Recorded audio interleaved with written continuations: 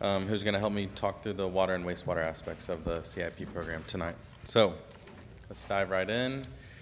We'll be talking through the 2025 CIP update for Saginaw. Uh-oh.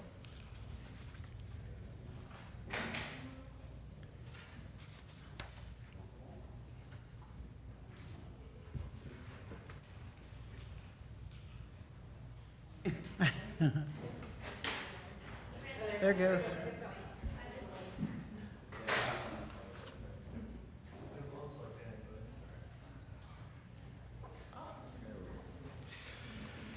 All right, just to hit on the population projection real quick, still trending upward. Main thing to focus on here is that we're getting closer to that ultimate build out, which is estimated at 33,000. So as you can kind of tell with the city, we're running out of empty land and trying to be really intentional with what's left. A reminder of all the aspects. So we're going to start with water wastewater, which is the enterprise fund. Jack's going to help us walk through those projects, and then I'll talk through drainage, community facilities, parks, and streets. Hey, can I interrupt you real quick? Pedro, I just got a note that the YouTube feed is not working. I don't know if we can do anything about that, but just FYI. Yeah, you're good. Do you want me to pause? I think there's like thousands of people watching or wanting to see me. No? Okay. All right, Jack, thank you. Oh, I did want to mention, I'm sorry, Jack. This year, we always use recent bid tabs, not only from Saginaw, but also from other projects that we do around Tarrant County, DFW, the state.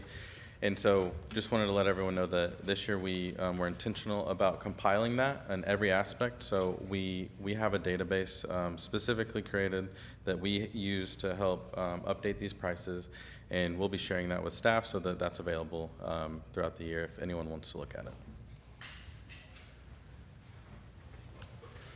Good evening, Mayor and Council. Just kind of walking through the water and wastewater projects. If you look at the maps that are provided, they're on 2 slides down from here, but it might give a little better of an idea as we kind of walk through the projects themselves. Not a lot of new projects. 1 second, I forgot to mention something else. I'm so sorry. As in the email that I sent and the agenda, I have 2 separate packets for y'all on your desks. It's always really hard to see the maps that are in the PowerPoint, so if you want to go to the back of the packet I put there, the maps are printed separately. So if you wanted just to follow along with the map, you can, or if you want to follow the slide, you have that option. Thank you. So starting out project number 1, the water master plan model update and pump station testing. That'll be wrapped up this year. We'll be doing testing here in the next few weeks and get the model completely updated.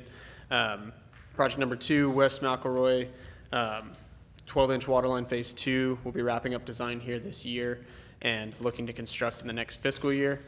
The Fort Worth meter station upgrade, number 3. The city is elected to push that out from this next fiscal year, just based on usage so far. And we'll talk a little bit more about usage in the next 2 slides. Next item is the Jarvis tank repaint. The city regularly gets the coating on the Jarvis tank tested every few years, and those coating results have come back. The thickness has come back very good, so we've pushed that out from where we had it previously based on those results. Can we call that, I think repaint is a misnomer, maybe rehab, because we're doing more than repainting it, so. Yes, yeah. It's, I mean, as you see under there, it says rehabilitation and repaint. It's more than just painting, so. Mm-hmm. Yeah, we can absolutely change the name on that.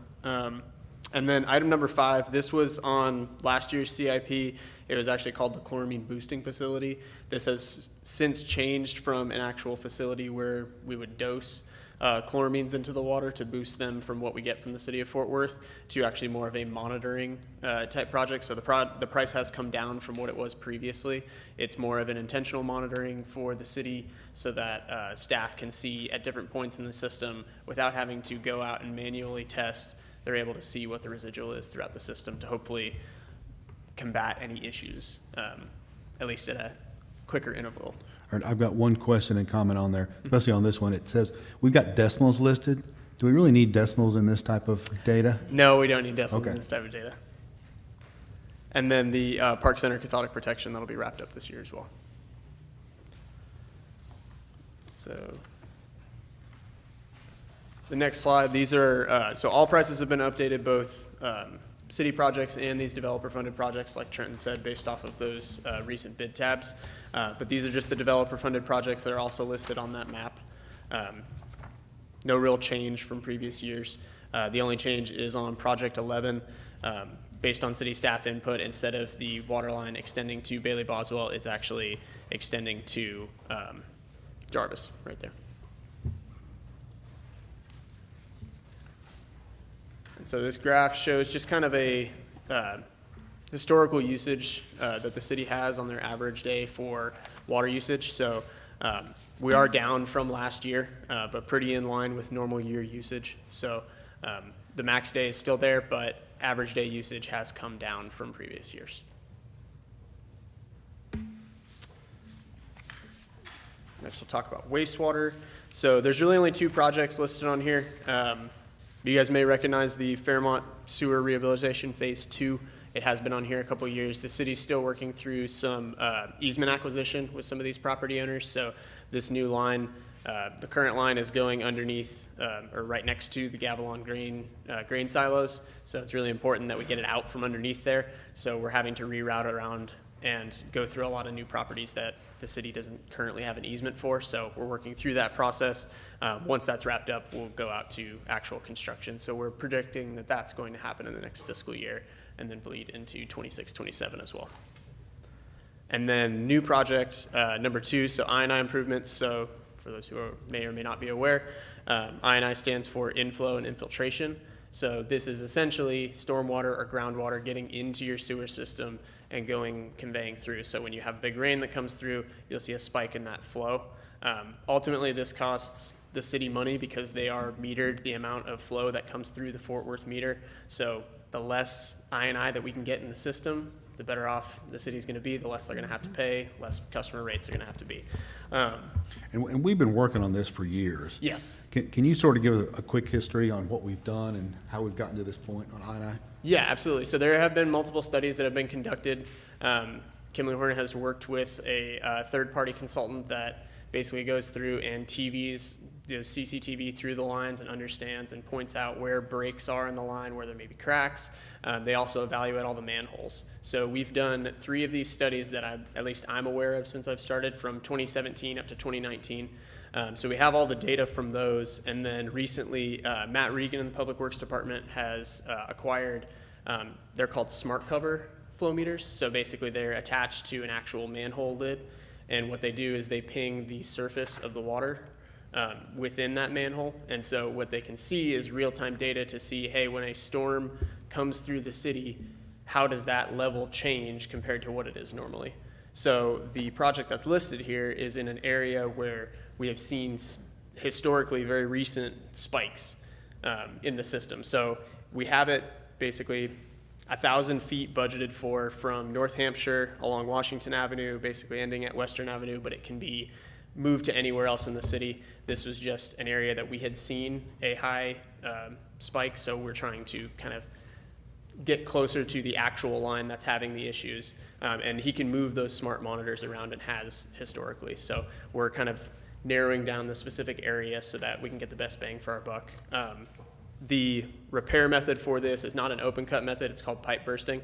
So it's very little surface penetration, so we don't have to tear up the entire road. It's really from manhole to manhole, actually what it sounds like, bursting the pipe. So we would go from potentially the same size pipe or a larger pipe to actually replace what's there and hopefully lower the I&I. And then we'd also include recoating and any repairs to those manholes to stop any I&I from coming in with those. So how much do we estimate our wastewater is I&I? It's hard to tell from a citywide perspective. I'd have to look at the actual data to see what the actual percentage is, but there are significant spikes. It depends on the area of the system in which you see. So most cities have an issue with I&I. It's just natural, especially with clay tile pipe that's very prevalent in DFW. Over time, it cracks. Water gets in through there. So as the new projects are put in, we're not using that pipe anymore, and then there's just systematic ways of replacing that pipe. So I don't have the actual numbers in front of me, but we can definitely find those out. So, I mean, right here, we're spending just under $600,000 to this improvement, how much I&I are we getting out of this? So this, Broken down. this area, and I can get the actual numbers for you, but there is a significant spike, I mean, at least 4 times what is normally in that manhole that we can see on the What's monitor. normally in that manhole? I mean, So, I again, mean, it's measured as a 100 depth. gallon of water, significantly more would be 200 gallon. That still ain't a big, it's not gonna move the needle.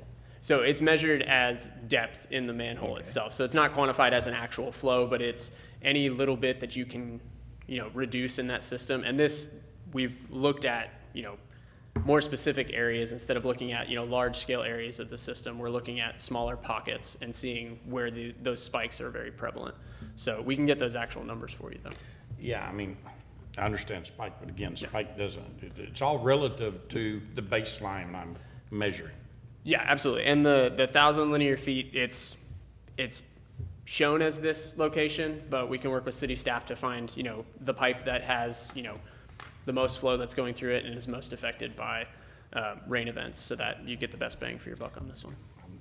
I'm a dollar and cents guy, so I wanna know how much, this is an ROI to me, a pure, it's costing us money to send I&I to be to Fort Worth, their sanitation plant, right? Yes. So I wanna make sure that the citizens of Saginaw, by fixing this, we're going to save more than $564,000 over an ROI. So I want a PI index of +1. That means within 2 years, I want my payoff, Gotcha. or else it's not a good investment. Mayor, council, just one thing I would add is that this is replacing wastewater line that we would replace regardless. I appreciate the comment that it needs to make financial sense. Yeah. And I get that, but, if we replace 1,000 feet of line, we're not gonna be having this conversation on those sections for 20 years? Yeah, if we're replacing with PVC, we're 25 to 50 years. Yeah, well, that's a totally different conversation than if we're replacing end-of-life tank, pipe. Then we're not replacing it for I&I, we're replacing it because it's end-of-life. Well, end of life is causing the I&I because it's Yeah. however many years old and it's clay pipe. Agree, Yeah. understand. So, So we're looking at older portions in the city's Got it. system that, we know clay pipe is there. We know there are issues because we've seen it in the data. I mean, we know we've got miles and miles of potential pipe to replace. We don't know which is maybe the most important or the worst. That's sort of what we're trying to find, but any we replace is gonna help. It's just how much or what's worse. We don't know all that, but. And so the intent of this project was really just to put in the budget that, we have 1,000 linear feet and that 1,000 linear feet can move to the most advantageous location. Just to give you some perspective, Mr. Lawson, I would say maybe in the last year, we've made at least 3 or 4 payments to the city of Fort Worth. A monthly sewer payment is about $500,000. Appreciate it. Well, no. Yeah, so the other question that I had is that, because I know that this is in the older part of town where those roads eventually, we're looking at replacing some of them. And I didn't know if these were on that list. And then also if, I know that we're not going to be tearing up the road to do this improvement, but when we tear up the road to replace them, is that going to affect these improvements that we're making now? So the intent of these, if we do pipe bursting and then we later rip up the road, it's not going to affect the sewer line that's there. It would be as if we just installed a sewer line.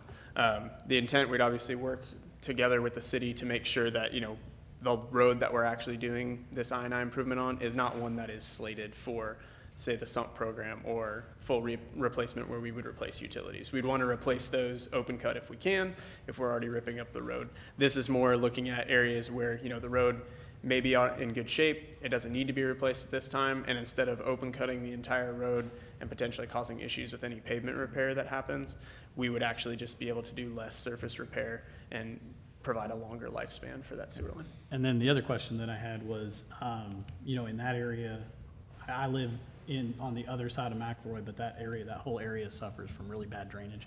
And I know we had talked about it at the Public Works meeting that we had about that specifically. I didn't know if that would affect the I&I, because if we divert the water away from those areas that are leaking, is that gonna help? That can help. That can help. You know, better drainage can also help because you're having less that's flowing over top of those manholes.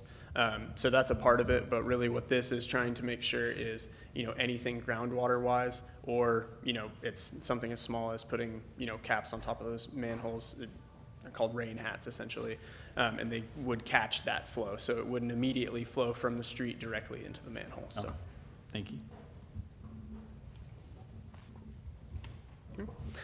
All right. Next slide's just kind of looking at the average demand for wastewater. So over the last few years, it has stayed pretty consistent. Just overall, just wanted to give that data point, and then I will pass it on to Trent for the next item.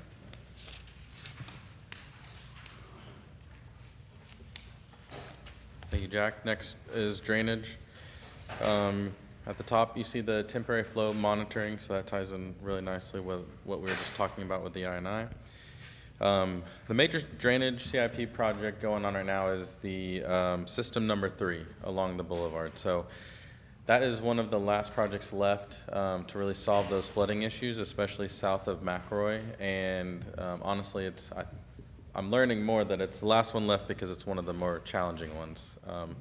Because we have TxDOT, Railroad, the Army land, and a lot of stakeholders involved. So the first way to eat this elephant was just to start conceptual design. We're wrapping that up this summer, and that'll really help us understand the scope of the project, the cost of the project, and then how we can break that into phases.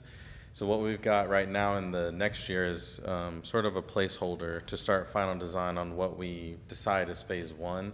We're gonna just work closely with Randy and his team to figure out exactly what is our appetite to start knocking that project out.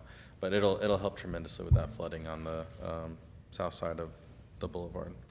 Can we look at the cost of getting the utilities buried at the same time, since we're gonna be digging it up? So yeah, we wouldn't. A lot of the storm drainage that's on the boulevard is actually outside of the roadway, but I do believe someone was looking into that cost. I haven't been a part of that yet, but I'm happy to be a part of it. If that's, I know Rick Trice had asked for that. Do you remember, Randy, what the estimate was? I want to think it's like $500,000 a Block, I think, yeah. But we could get an updated estimate. Yeah, especially if we're gonna be digging it up already, then that may bring the cost down.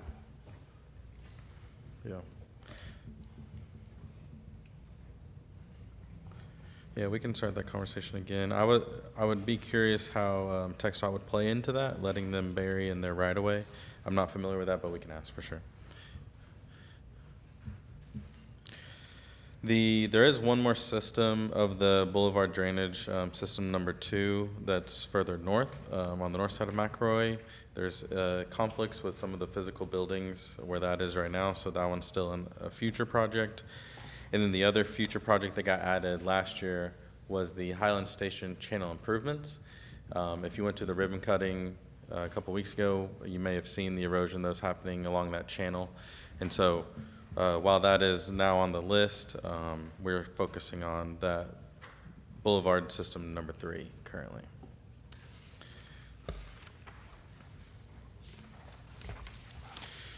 Okay, community facilities.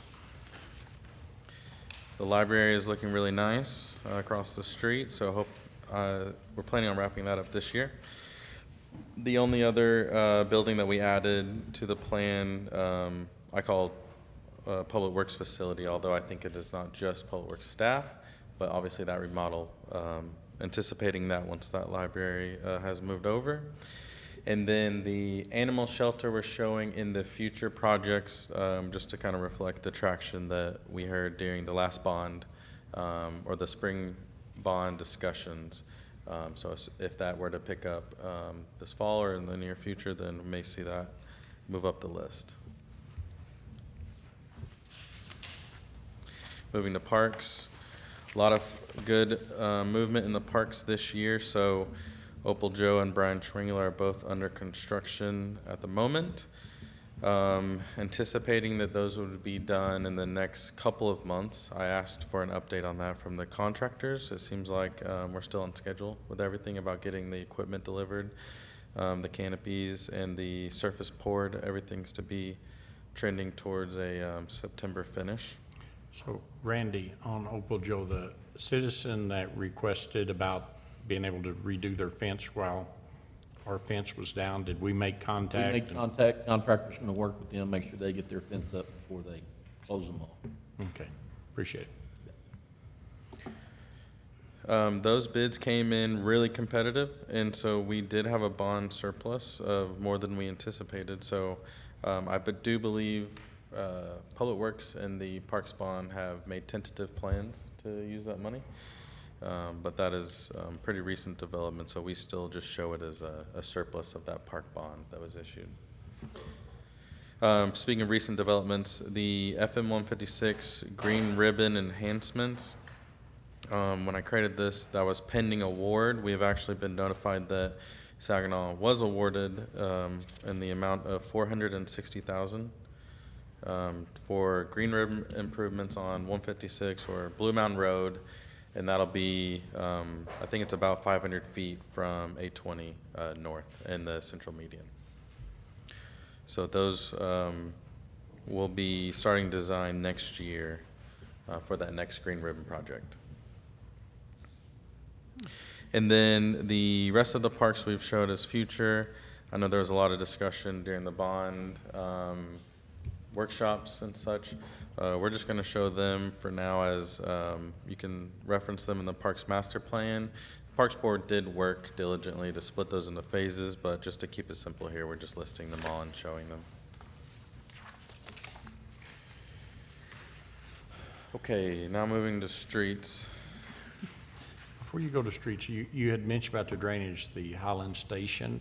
Is that a 2026, 2027? What's our estimate on beginning to work on that? So personally, knowing how much the system number 3 is going to cost, if we are going, it really depends on how we attack system number 3 drainage. If we're going to attack it into several phases that can be accommodated with the drainage budget, I don't think Highland Station is in the 5-year plan.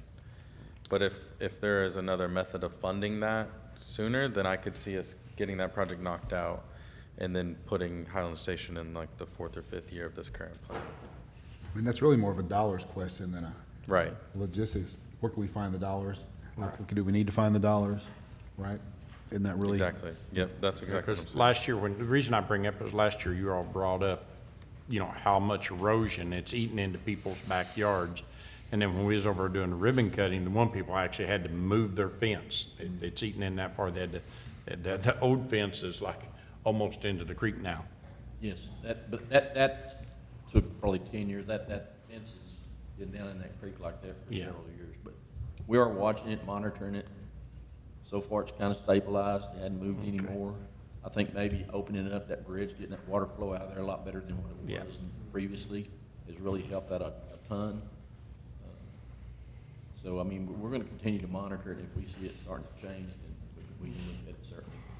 And I don't like calling that a bridge, so we got enough bridges in town. There you go. Crossing. Yeah, perfect. But it's third thing on the list, right? I'd say it's second, because Randy, correct me if I'm wrong, I don't foresee any major changes in that conflict with system number 2. No. So Yep. I would say it would be right under system number 3, which is all the flooding south of McRoy at Pizza Hut and Popeyes. And Okay, good.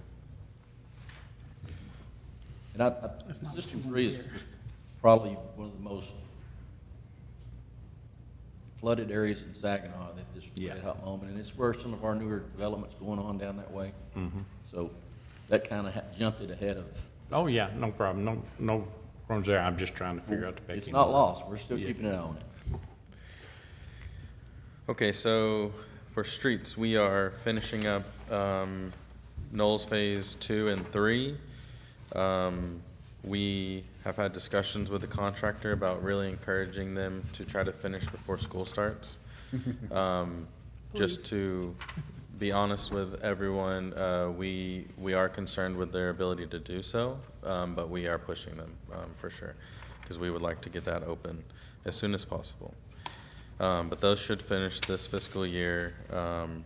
Old Decatur North is the next project in line to get started. So right now, we're at a really good spot in design. We submitted a month ago, and then we did a site walk with that with staff. And we are working with the franchise utilities to just make sure we're clear. We have most of them clear, so we should be able to start advertising that project this fall and hopefully go to construction around the end of the year. And just to make sure, there's sidewalks on that, right? There are sidewalks both Perfect. sides, Thank yes. you. The McRae Boulevard Phase 3 reconstruction is the next project on the list, really exciting project. So we're actually working towards 90%, and that will be submitted very soon on that. This will be the last project that is fully funded through the bond program for design and construction. So the last major construction project to go. And I'll just flip forward real quick. I've got a special slide for it since we've had a few questions pop up. So like I said, we're at 90% design.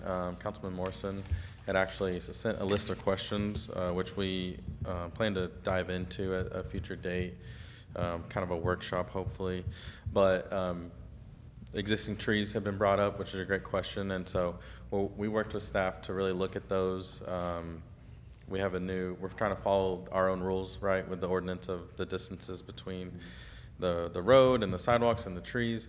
And particularly the existing trees on the south are tough because they are within a couple feet of the road. So that's a maintenance issue if they stay, concerns if they would survive just due to excavation. We are cutting the road quite a bit there. And then we're really challenged with the ability to move the road to the north just because we are widening the lanes. We're going to have a shared use path on the north side. So we are still going to discuss that, but I think it's going to be really tough to save a lot of those trees. All of them would be replaced with new trees and new irrigation systems to be able to maintain them and get them established. Landscape and irrigation was another good question. So we're still looking at all the options of that. Randy had actually asked us to consider concrete and to consider artificial turf. I know mowing contract is a constant subject. And so we're getting prices for all of those, and we've shown them to Randy, and it really does look like the best bang for your buck is landscape with irrigation, but we're projecting that out over 10, 15, 20 years and see if it makes sense to try other options. I know we wanted to do a big push into low maintenance, I call it low maintenance landscaping or all natural, like Burlington Northerns went to where we're not having to irrigate so much and spend all this money mowing and everything, but have more natural like buffalo grass and switch, things like that. So I knew that we had our meeting earlier. Mary was there. Remember, Mary, you had them add that whole section in there. And but that's definitely something I think that anything new, definitely medians and stuff, we need to look at that because where they redid Basswood and Blue Mountain there, you guys had to cut, they tried to save all the trees. They cut through the root zone. You guys had to cut, 4 or 5 trees? There's 3 or 4 more now already this year that's half dead. Mm-hmm. So we need to really think long term. You plant a tree this big around, in 20 years it's this big around, and Yep. You plant it 2 foot from the road, it's It's a problem. yes. And these big trees, when we're having to encroach on it, that's what happened over there. They tried to save them, but now we're having to go back after the fact. We should have taken them out to begin with. Yeah.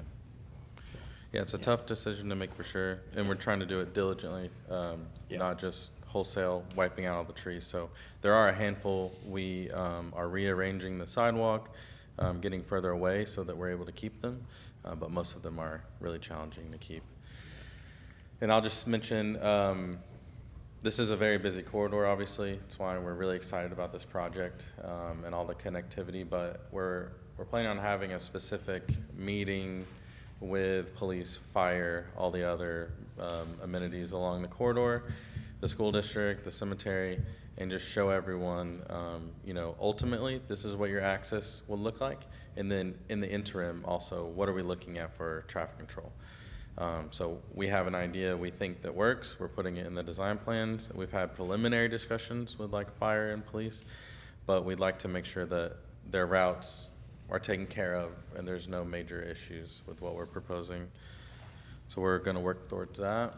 And then a public meeting. Public meeting was important to everyone whenever we kicked off this project, so we wanted to really feel like we had good traction on the ground until we have a project in hand, and so we're ready to do that. And I think the major request is just make sure that that gets communicated well so that we can get as many people in attendance as possible. So we'll start prepping with Pedro and Randy and team to get that on the books and ready for everyone. Can we do that at the new multi-purpose so that we get very good video presentations this time? Yes, yep, we will, yep, make it all happen. Oh, that is hard to read. Okay, I'm gonna roll through a couple more of these. So McRoy Phase 2A is in design. We have started coordinating with the railroad on that. We're a handful of years out on that construction. Currently do not have the funding for construction associated, but we are just getting it all ready to go since we know that is a long, drawn-out process with the railroad. Last few on here, Industrial 156, that was Saginaw's participation with the Fuel City project, the intersection improvements there. The portion for Saginaw is complete, which was relocating a water line out from underneath the pavement. The CDBG project for the 50th year, we opened bids for that last month, I believe, and so we are waiting on the county right now, but we should be moving to construction, I believe in August is when the contractor wanted to start. So that'll be along Southern. I think there was a question about that at the last council meeting about that, so it should be familiar. So the CDBG? CDBG money, the last mayor's council, we were briefed and they said that that money may be going away after Oh, this wow. year. So if Okay. if the federal cuts go in play that they have laid out now, that money's gonna be gone after this. Okay, sad to hear, but good to know. We did pencil in a CDBG 52nd year as number 10 there, but that was just in anticipation of how it had normally been funded, so that may be removed then. If that is removed, the only other sidewalk project we'd have on the books for the future right now would be the Basswood Boulevard sidewalk. So that HSIP funding for 8 and 9 is the Highway Safety Improvement Program. Those were the two grant-funded projects based on crash data that we were able to get a little over 1.2 million for. So that'll be the sidewalks along Basswood, filling the gaps from Blue Mound to about the fire station, where the easement is for So the, once we get through that and through Old Decatur, we're about caught up on sidewalks, right? At least new sidewalks, where we had identified gaps. I mean, there's still several gaps in some of the older neighborhoods, like Rancho North. And so Okay. that's where we were really targeting with the CDBG fund, so. Is that repair sidewalks or that's new or need sidewalks? A lot of them were new sidewalks. Oh, really? Okay. So like Thompson was one of the more recent ones, Southern, Opal, Bluebonnet, a lot of those were the recent CDBG projects. So we've tried to make a lot of logical connections. So like Thompson goes north-south, gets to the park and gets to McRoy, and then Southern is kind of our east-west connector, trying to get to the Boulevard and Opal. But there's still several streets that are missing sidewalks in that area, for sure. So do I read this, because you got this from 2024 to 2029, do I read it as if I'm looking at years, that number 1 would be one we're working on now or already started, and number 10 would be closer to 2029 getting done? Or are they not that way? That's correct, Okay. yes. And then, in regards to that, so like on number 4 with McElroy Phase 3, those dollars that I'm seeing pushed out as far as like 2028 to 2029, are we going to be in construction for that whole time? for So 2 I'm years? anticipating the construction for Phase 3 to last about 2 years. Okay, And so, although it overlaps into 3 fiscal years, we're anticipating about 24 months. okay. So, yeah, buckle up, it's gonna be rough for a couple of years, oh, yeah. Yeah. Mayor, wanted to mention one thing, and this is very preliminary, but we have talked with Trent and with Randy about potentially beginning design of the easternmost section of McElroy, which would be from Blue Mound to was it Levon? Levon, yes. Now, the good news is that's in the boundaries of the TERS, so it would be eligible for TERS funding. In its current state, we will have to do something in the interim before it's reconstructed, whether that's, I think Randy's, and again, this is preliminary, but had some early discussions about maybe doing some major patches just so that it could hold till we can get it to where, we could either bring that to voters, or the TERS has the capacity to fund the entire construction cost in the future. So we're working on that, but it's not, at a point where we can. Gabe, will you mention why it's important that the TERS funds that, or what that really means, and the value of the TERS for that, funding that? Yeah, so the best explanation for a TERS that I can kind of come up with is it's kind of like a savings account program with multiple participants. So what we have done is created a tax increment reinvestment zone. We've included several parcels in that zone that are not contiguous. They're at different parts of the city. All the new taxable value in that zone, 50% of the taxable value, the money has to stay, only to be used within the boundaries of the zone.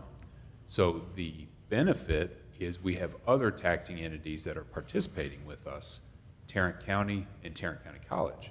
So we don't get any of other taxing entities' money directly, except through this mechanism with the TERS. So we have our first, trying to think, we did the pump station. Was that a TERS project, reimbursement at Bell Mill? Or was that? Those are PID. Impact fees in the pit, sorry. So our first project would have been just completed, although we may not have been invoiced, and that would have been, or is, the asbestos abatement at the fire station. There's a formal agreement that we have with the county. They outline what's eligible, what's not. Likely our next project is going to be designed for that section of East McElroy. So it's a tremendous tool. The intent in the long term is to encourage either redevelopment like we have at the fire station site, or new development that's high quality and benefits all the taxpaying entities. I believe I covered most of the projects here. I do want to apologize. I somehow lost the slide for the future projects, so I'm going to run through them verbally. They are on your map, and then as we finalize this update, I'll make sure that that is included. So they are listed on your map. They're 11 through 18. Some of the main ones that are on there are McElroy Phase 1, just like the mayor and Gabe talked about. Another one that would be on there is the Bailey Boswell Quiet Zones. So we had presented that to y'all recently. That was $163,000 to get that quiet zone at Bailey Boswell established. And that is in the future. So we're not planning on funding or constructing that at the moment, but is listed in the future. The other ones are ones that y'all are very familiar with, just the rest of McElroy and industrial.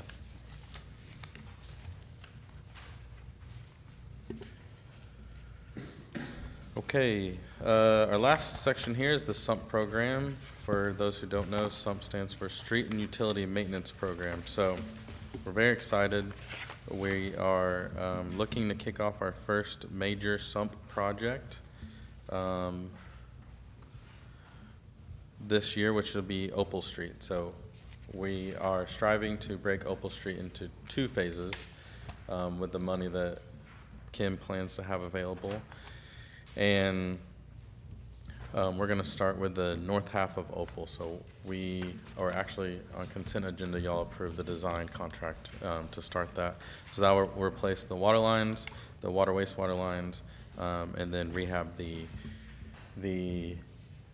street, as well as remove a lot of the sidewalk barriers. So we're kind of compiling a lot of plans, our street maintenance plan, our I&I studies, and then our ADA transition plan are all culminating into one nice, neat project to address everything. The other thing that you'll just see in these years is the street maintenance money that Randy's able to spend on crack sealing, mill and overlaying, pulverizing and overlaying. That's $350,000. And we'll continue to use that, similar to what was used at McElroy in the railroad crossings this last year, working with the county to be able to really stretch our dollars for that maintenance money. So Randy, one of the things I've been worrying about on streets is, I know a certain amount of our taxes go to a street maintenance fund. Are we getting enough money into our street maintenance to keep ahead? Are we able to keep up with just the regular routine maintenance we're having to do? And if we're not, how far are we falling behind? Well, it's a tricky question, but we're always in need of more money to do more streets. They're going to So- pieces as we, So when we do the budget retreat, I mean, this is something I'm gonna request, Gabe, is we gotta have an understanding of this, so we can get our arms around it and figure out just how it goes, we're digging a hole, right? And we need to somehow stop the bleeding and figure out what we're gonna have to, what can we do in order to, get our roads under control. So it isn't one of the things I don't wanna keep, Yeah. we don't need gold paved roads, but we do need roads that, that's drivable, so to say. And so somehow we gotta figure out what's the bare minimum budget Saginaw needs to keep their local roads maintained. That's what I'm asking for. And I'll mention, so we started a street program where we were able to get the condition of the roads a few years ago. And that was one major data point. They recommend for these programs that you recollect the data 3 to 5 years later. And so I believe next year will be the 3rd, 4th year. Randy and I had planned on doing that the following fiscal year. So that's kind of the longer end of that 3 to 5 year gap, but that second data point is going to be extremely influential on what you're asking. Are we trending up? Are we trending down? Because we can model what we've done. We can model all of the major thoroughfares that we're rebuilding. All of the maintenance is modeled into this program. But what's really hard to model is where are the streets that aren't touched trending? Because the weather, the rain, the flooding, all of that has impact. So that was the first time we really were able to collect data with the LiDAR vans, the radars, and really be able to see those cracks. And so we're waiting for that next one to really see that second point. I think it'll tell us a lot. Well, we have the meeting on the 19th, right? So we need something to guide council to tell us whether, your best guess crystal ball that you got with whatever data you have, we gotta figure that out. For the street maintenance budget. That's it for the street Okay. maintenance budget. Yeah. We have that based off of what we gathered last time. So yeah, we can happily package that together for y'all. So, Mayor and Council, I might just add one thing, and this is a slide that Trent has shared in the past, but Trent showed a graph that shows the life of a street, and it's like exponential decay. So it takes a Yeah. dive off a cliff. After like 10 or 15 years, instead of slowly getting worse, it gets extremely worse over the next 5 years. So once you hit that like 15, 20-year point, the street is beyond cheap repair. And Yeah, and- at that point, it's really going to cost a lot of money to fix that road, and it's not really worth investing it in to redo it. And the other tricky point with any street project is if it's delayed, it just becomes more expensive in the future. So, Well, yeah. that's why we invested into this software package with this LiDAR, was to use data to better pinpoint and find that sweet spot, right? That's Yep. what you're looking for. Yep. Yeah, and that's what we do annually to pick out, and you'll see the map here. So oftentimes it looks a little random where we are crack sealing and overlaying, but that's all based off of that information of where to get the most bang for your buck on where that street is and its condition life cycle. Okay, thank you. Any other questions? All right, thank you, Trent. Appreciate it. Back to you, Kim. We need to start planting some money trees somewhere. Yeah.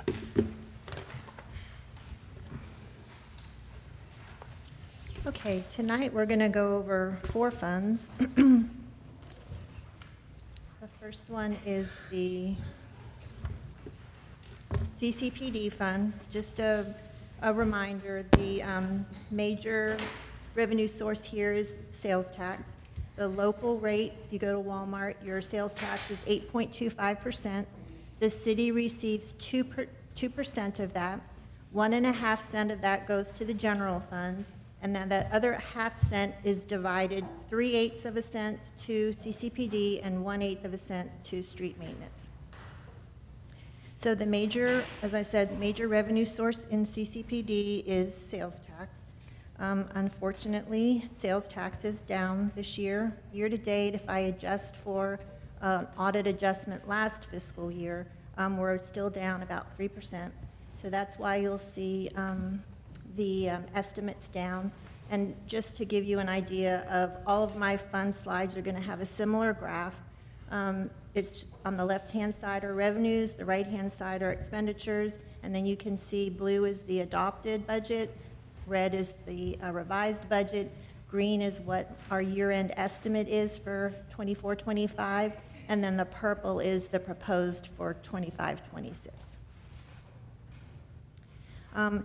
I also wanted to mention, as we're going through these funds preliminarily, the numbers are not set in stone. These are just good estimates, and the intention is to give you an idea of what the issues are and the major expenditures for the year. But we'll go in more depth into whatever you want during the budget retreat, and these numbers will change. These are just our best estimates at this point in time. And we'll have one more sales tax collection beginning of July, so we'll have a better idea. We can better estimate our revenues after that next July receipt. The major expenditures in this fund are, we fund 12 officers, 1 jailer, and the records supervisor. We have incorporated in our estimates, based on the compensation philosophy resolution that y'all passed a couple of years ago. It was to adjust the pay plan by the greater of either the Social Security increase for the year or the DFW CPI index for 2025. That amount is 2.5%. So we'll adjust the pay plan by 2.5%, and then any person who isn't at the top of their range will get a step increase of 3%. So that's how that works, and that's incorporated into these numbers. We also have budgeted 3 replacement vehicles for the police department. We are continuing the Axon equipment agreement. This funds the, this is the agreement we have with Axon for the body cameras, the tasers, the mobile video equipment, and the interview room equipment, same as the current year. It's also funding the 20 flock cameras that we currently have. Every 3 years, we have an agreement with Tarrant County College for the use of the firing range, so that is due in fiscal year 25-26. And then we're also funding new software, AI facial recognition software, and incident tracking software. So this is, Am I reading this right, that our revenues are less than our expenditures, so we're in the hole? correct. We have traditionally, and let me go to the next slide and I'll give you a better picture of that. So for the people that want to get the numbers, that's what these slides are for. The first column is showing you the adopted, revised, year-to-date, that's through May, so that will be 67% of the fiscal year, just to give you a reference for the year-to-date. The estimated for 24-25 and the proposed for 25-26. So yes, traditionally, we have used fund balance for one-time expenditures, which are usually the biggest expenditure there are replacement vehicles. So we had planned on drawing down fund balance, but because our collections are down, our estimate is that we would draw fund balance down by more than what we had projected. So we're dipping into that. So, So it is a concern for this so the fund. fund balance, okay, so, I mean, so we got this crime control and prevention district fund. Correct? How much are we eating? How much over are we? What percent? I mean, and is it it sounds like it isn't a one-time hit, so that means if we keep this up, we'll start eating, we'll eventually eat up all of our, Traditionally, what has happened is because we estimate our sales tax conservatively, we've added to fund balance, and whatever we've added to fund balance in the prior year, we use in fund balance the next year for replacement vehicles. Right. But because this year, we haven't collected what we thought we were going to collect, and not only that, but we haven't collected even more than what we have budgeted, that this fund is going to not be able to sustain this amount of expenditures in the future if sales tax doesn't come back. And so what that'll mean is that the general fund or some other funding source would have to pay for the salaries and the ongoing expenses as well as equipment replacement, which are the patrol vehicles. So, Mayor, Council, have one addition. The council adopted financial management policy statements in 2019? Does that sound right? About right? So let's say we have another year of slowdown in sales tax. We have a scale order of operations of things we would do. So capital outlay, you'll see on the slide, that would be a one-time purchase. That would be like the first thing we would delay. So we're not gonna lay off police officers, right? That's not a tenable solution. So to the point, we're, like Kim had mentioned, we're very cautious in what we're estimating. And as has been past year's practice, it's likely that we'll have, a little bit more, hopefully, so long as sales tax keeps trending. But the point's good. For whatever reason, year-to-date, fiscal year-to-date, we're down 3%. Now, our past 3 months have been very strong, 6 to 8.5%. So 2 months, our last 2 months. 2 months. If that holds, and my mental math, maybe about 6.6% the last 3 months, we should catch up or come pretty close to it, to what's budgeted, but you can't bank on, right. Large. So let me ask this, do we have a trigger in our fund balance where we draw so much out that it raises a red flag and council gets immediately notified that we need to look at something and start tightening our belts and making hard decisions to cut stuff? For the financial management policies, we have 25% of the ongoing operating expenditures, but that's for general fund and for enterprise fund. The special funds don't have necessarily a threshold that you are required to meet. Not required, okay, but do we have it? I mean, it seems like to me that would be a best practice to have something like that. Well, and that's why we're talking about it now. Yeah. Okay. Do things like, we wouldn't buy 3 police cars this year, we'd buy 2. Right, yeah, that's what I'm We do things like that, and we discussed it in the past, but there's not, I've never been a policy for the CCPD.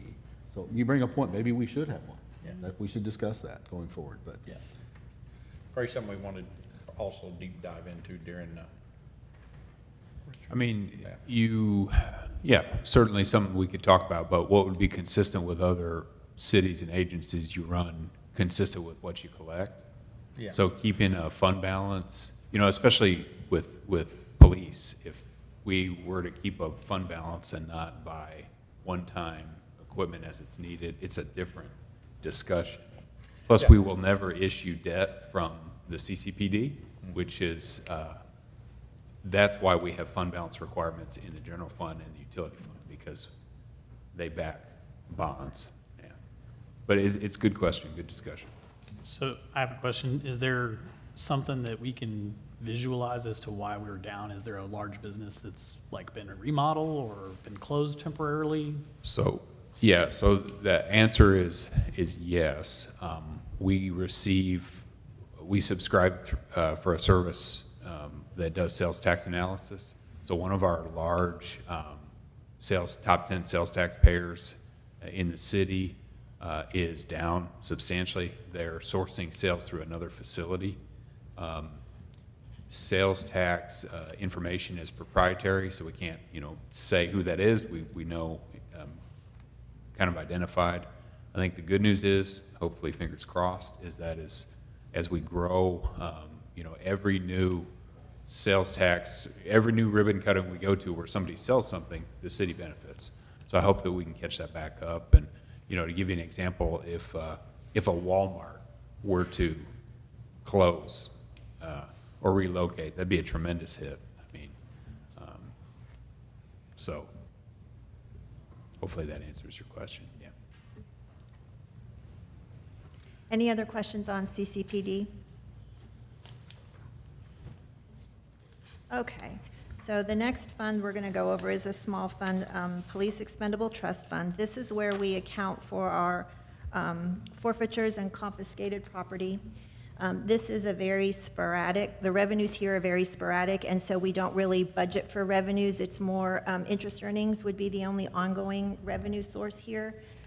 And for that very reason, we tend to budget for things that are one-time in nature. The exception to that is the K-9 unit expenses.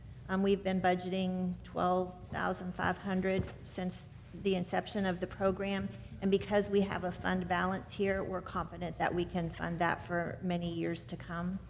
We have also, and the requirements to use those funds are that it must be public safety related.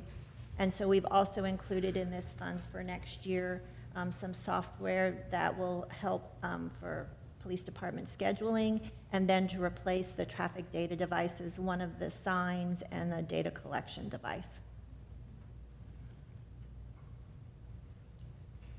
And for those of you that like to see the numbers, this is what it looks like.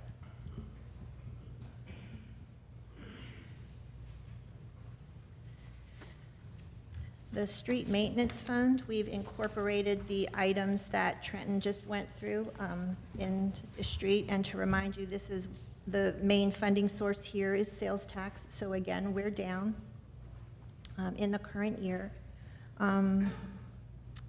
We have included on the expenditure side in this fund the street sign replacement program. We've got the projects that were identified through the pavement management findings, the program that Trenton and Mr. Lawson were just talking about, and the street projects that are slated for 25, 26 are Lottie, South Hampshire, and Southern. And I have the limits of the projects there. And then also included on the street side is the Opal Street Phase 1 in the SUMP program. The reconstruction for the street portion of that is $650,000, which ties to the CIP. And then later, when we go over the water wastewater, you'll see the water line replacement. That's part of that Opal Street Phase 1 project. That's also, if you recall, we're in the process of issuing certificates of obligation funded with water wastewater, and that's where the water line portion of it's going to be funded from.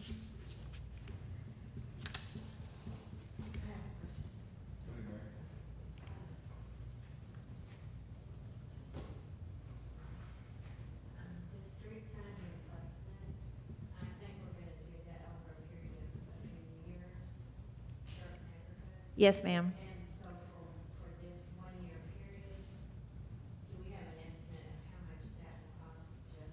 We have 10,000 budgeted this, or proposed for next year, 10,000. And kind of to piggyback on that, about how many street signs is that, or like percentage-wise for the city? So that, this first phase did 84 street signs over in Highland Station.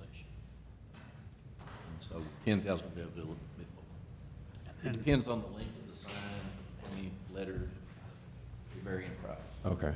And then go ahead. So approximately how many years till that project would be complete? I think we can get it done in probably 5 years. Okay, thank you. And then I had a question about that particular project, because I know I talked to Pedro and Gabe about the possibility of auctioning off those signs. Did we make any progress on that? Is there an update on that and what that money could go to potentially? Yeah, I think we did get a couple calls, as I'm sure y'all have, about, hey, I want my street sign. We certainly can have a discussion about that, so. I think it'd be cool to have, No, citizens can have a piece of history and, It is cool, yeah. yeah. And then the money can be used for, beautification or parks or something. Yeah. Especially if Randy like autographed him or something, so. That dropped the value significantly, wouldn't it? All right, go ahead, Kim. Okay, and then the last fund we're going to go over today is the Drainage Utility Fund. This is, the funding revenue source here is the drainage utility fees and your monthly utility bill. The residences pay $6 a month. The commercial also pays, but it's not a flat fee. It's based on their impervious, land value. So on the revenue side, that's the majority of revenues. We also have some interest earnings in there. And this fund pays for true drainage maintenance workers, a half of the environmental, which are in general fund, half of the salary of the environmental manager and half of the salary of the environmental specialist, both of which are in the enterprise fund. For expenditures for 25-26, we're budgeting replacing the excavator and a trailer. And then, as Trenton mentioned, we just talked about the $1 million for final design of the drainage system 3. So that's incorporated in this fund to tie to the CIP. And for those of you that like to see the numbers that are behind the graphs, that's what these are. Any questions on drainage utility? Okay. My last slide is just a reminder of the next steps. We'll continue to go through funds for future council meetings. We'll have the preliminary proposed budget on July 11th. We're going to have the council retreat on a Saturday, July 19th. We'll receive our final certified values from, or the final estimated certified values on the 25th. At that time, we'll do the tax rate calculations and revise the proposed budget. And those tax rates will be presented to the council at a special council meeting. It's a Tuesday, but it's not our normal scheduled Tuesday meeting, so that'll be July 29th. And then August 5th and August 12th will both be public hearings at which the council will be presented to adopt the budget and the tax rate on August 12th. Any other questions for Kim? Thank you, ma'am. Appreciate it. Good work. All right, moving forward, we're at item 3E, finally. Update on community garden. Melissa Gordon and Michaela Miller. Come on up, y'all.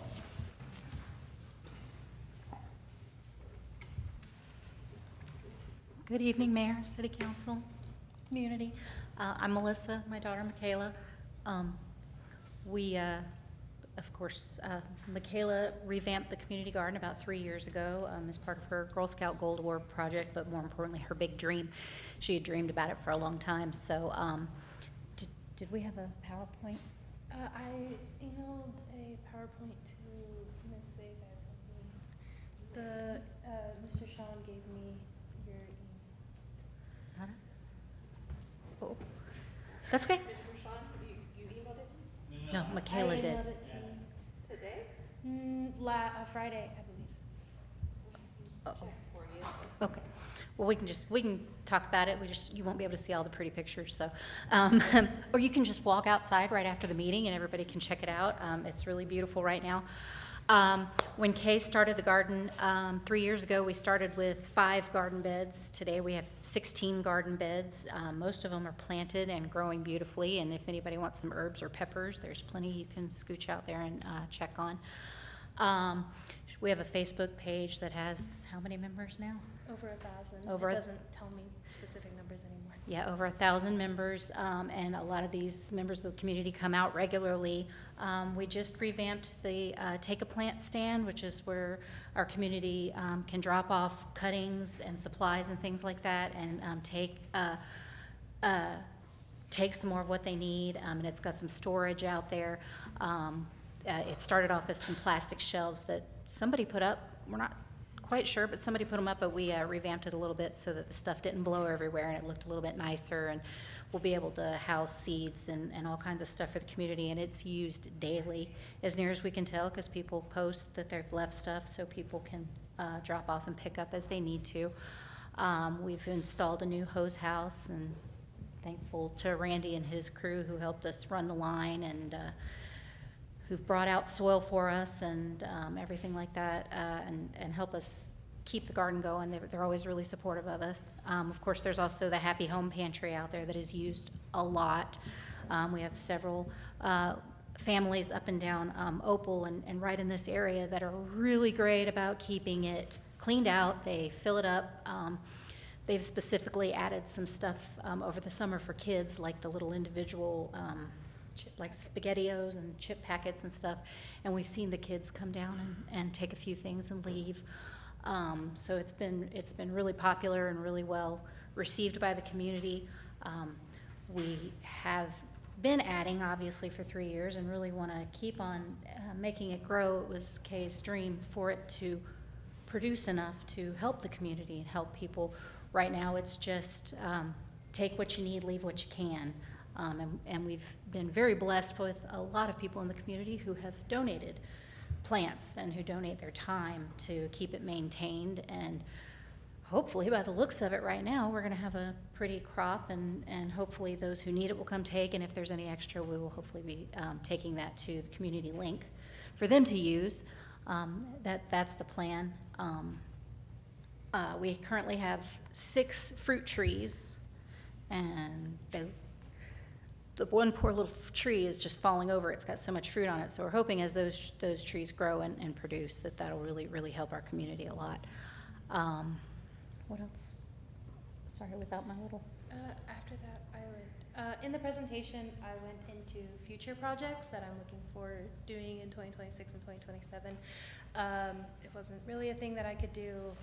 I was in person college at UNT for a year, and then we moved to Louisville because my boyfriend still attended UNT.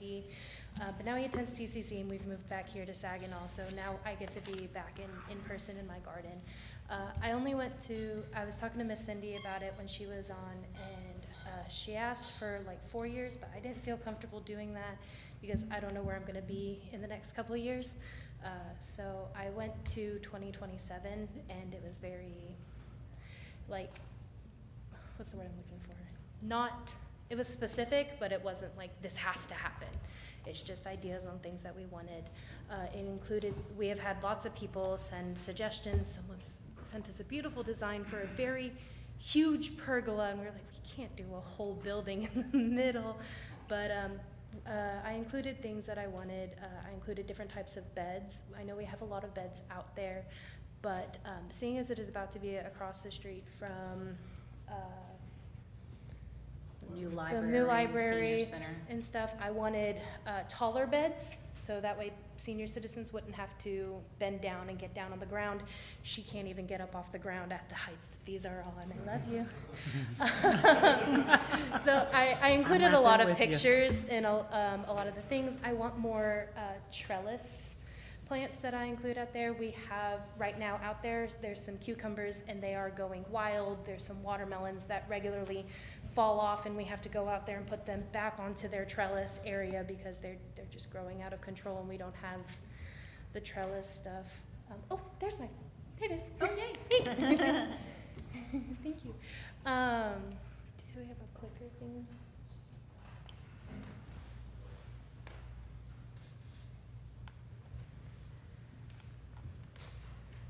Oh, cool. Let me go to the part that we were on, that we were just discussing, and then we can go all the way back to all that. There is my pictures of the beds. We've actually gone out to other community gardens in the area. What was the one that we went to last year? Fort Worth. Somewhere out there. Yeah, up off near the traffic circle. And they had these really pretty cinder block ones that they said have lasted them they've 15 at least, years. yeah. So, and then you see some taller ones and some trellis ones. I thought it would be kind of cute to have a like an archway one, because a lot of hanging fruits need to hang down, and so it's kind of hard to find them in all the leaves, like the smaller ones like strawberries hang, and you can have them hanging through the trellis so they're easier to reach, especially little kids would love to run up and down and under them. I've seen it all the time. And then you can see the taller ones that don't have as much dirt, which would be more for like herbs, crawling stuff, or seed starters. Before they have deep roots, they need to be pretty easy to get out if we want to transfer them to a larger plot. How do I go back? This one? Okay, go all the way back. Okay, these are kind of sorted by 2025 through 2027, what the kind of goals are. Sorry, I'm a little.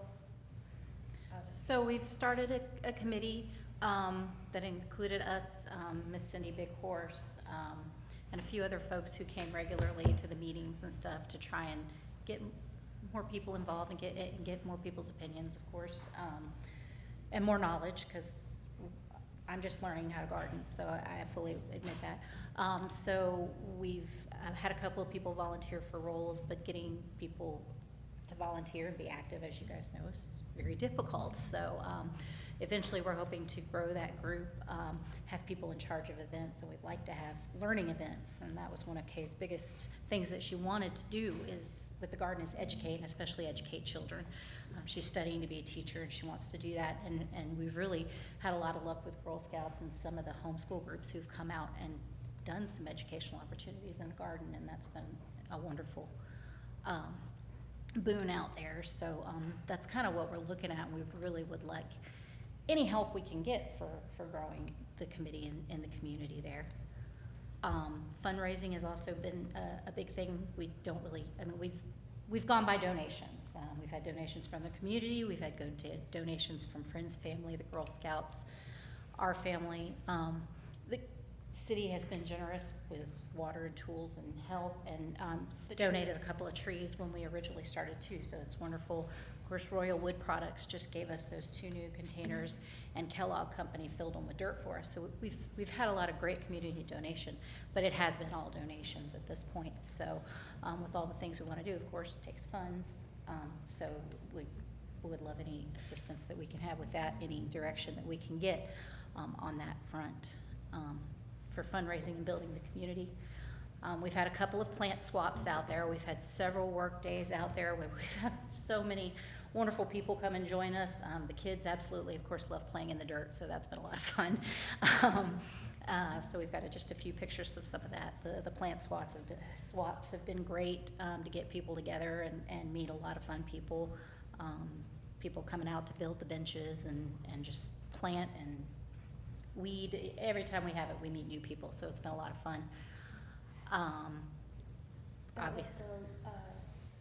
So this is potential ideas. We came up with this January, December. Yeah, we didn't have a meeting in December. So in our January committee meeting, we came up with a bunch of event ideas that could bring the community together. One of the things that Miss Cindy and I were really excited about was using plants in the garden to make art. And so I found a lot of just honestly random photos of people making art with plants. There's a couple of pictures up there of people taking learning courses, and there was even an etymology class that I saw, which is learning about bugs and stuff. I thought that'd be funny because there's a lot of bugs out there eating our plants and pollinating our plants. That's one of the big things I want to do about education is learning about the pollinator garden. We've already talked about the committee right now. The biggest, Michaela, I, and Miss Cindy, and of course, Miss Cindy's gonna be moving, so, and then everybody else, it just kinda comes when they can. We'd love to have an administration events coordinator, people, organizing the work days, the pantry, and the take-home plant. Right now, we just kinda do it all, but we're trying. This is kind of a map of the plots that we have currently. There's obviously lots of room for more. And we were advised we couldn't dig in the corner of Opal and McElroy due to an underground pipeline. So So we've tried to stay, when we tell people about putting up beds, we'd say, basically tell them not to go past the peach tree that's there on that corner. Say that's pretty much our L border, that's about as close as we could get it on that side, so. We talked about the plots. We are working on rebuilding a few of the older flower beds. We replaced one this year, we'll be replacing one next year and the next year, of the very oldest ones. The plant stand, when we did this, we hadn't updated it, but we've updated the plant stand, and it's got a few more things we'd like to add, but prettier and more functional already. This was more permanent infrastructure that again has been brought to us over multiple people making suggestions. I didn't like the idea of a whole, I used the word pergola earlier, the word I meant was gazebo, which has a closed roof. A pergola actually has an open roof and can be used similarly to a trellis, but you can put like benches and stuff underneath. So that's what I have pictured there. I have some irrigation systems, a fence to keep not much out, but Make it a little prettier. just make it a little bit prettier and more like this is the area that the garden can go in, because unfortunately I don't plan on being in Texas forever. So right now, me and Mom are the ones that are saying this is where it is, but I do plan on moving it in the future, moving it on to someone else, which is the point of the Gold Award project, is that it goes beyond me. And paths and irrigation are up there. We'd like some paths. Someone suggested gravel at one point in time, but we don't really want to do gravel because then the rocks will get everywhere and it'll make it harder for the mowers. And we don't want to make their life any more difficult than having to go around as they do to make it. And then we have worked on irrigation, which I think might be a future slide, but I don't know. You talked to the irrigation people? Oh, never mind. Yeah, I had a couple of irrigation people come out, and they don't really want to quote it until we have all of the beds in. So we're still working on that. We're working on plotting out where future beds will go. That makes sense, so it's not like a maze of bunches of beds. And a lot of people are asking about renting beds, so we're trying to figure out the best combination of making it public, but also having like a separate, this area would be for renting if we do renting. We're trying to talk with the people of the community garden with what they want, but we haven't been able to have a committee meeting due to, we were doing work days, so.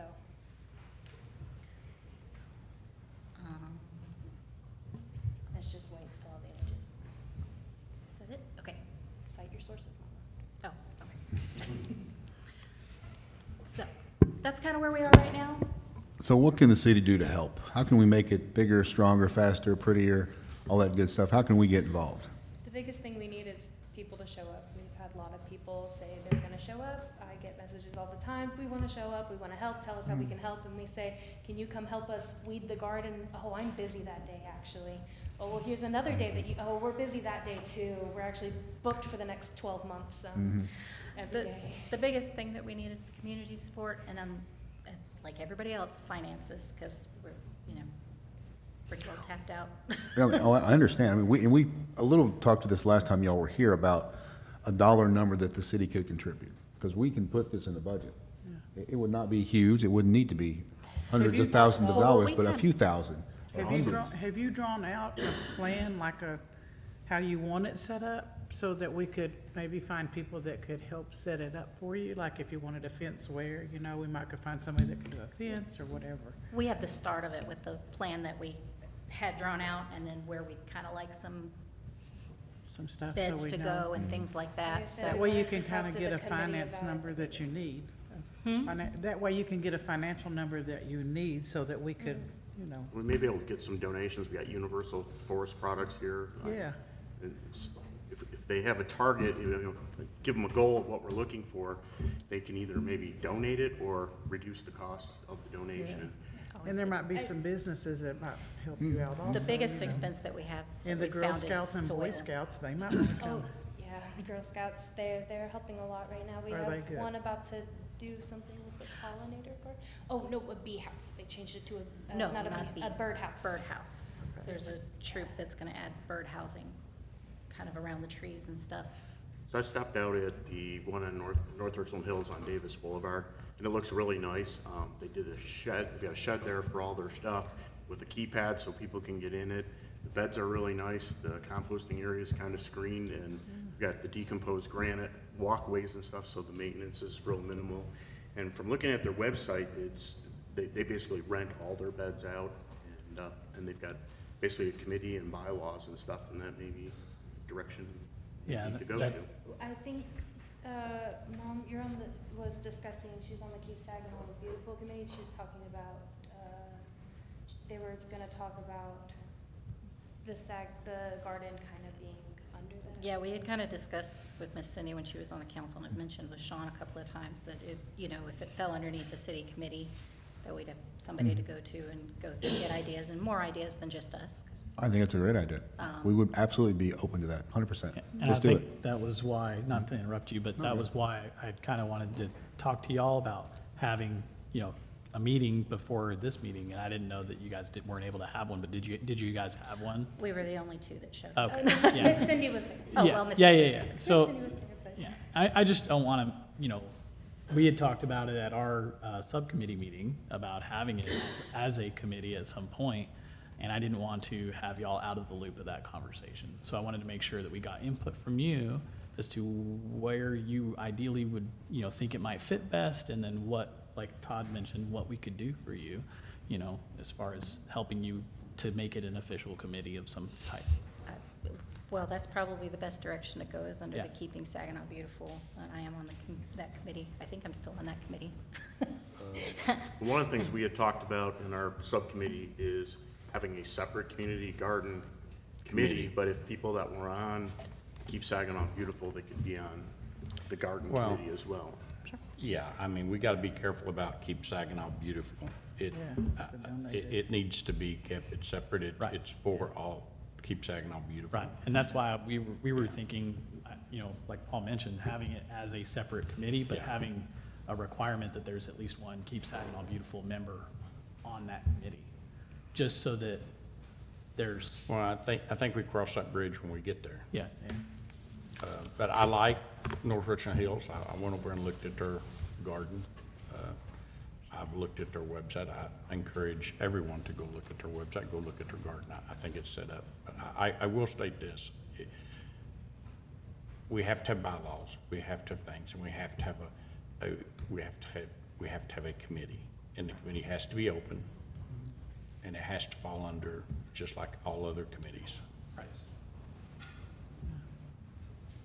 So if you could get us a list or a drawing or something So to what's start with. the next step? I was gonna say, next We- step do is a we- question, yeah. Yeah, do we need to, like, do a little bit more research and then eventually bring it to council, you know, I make a think- motion to create I a think committee? our subcommittee of committees needs to put together a proposal for Okay. how the part, in my opinion, how the community garden committee would set, how many, do we want 5 people on it, 2 alternates?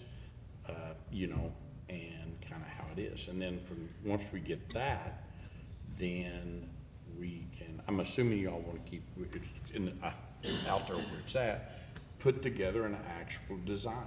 Here's the infrastructure we want. Here's the sidewalk to it.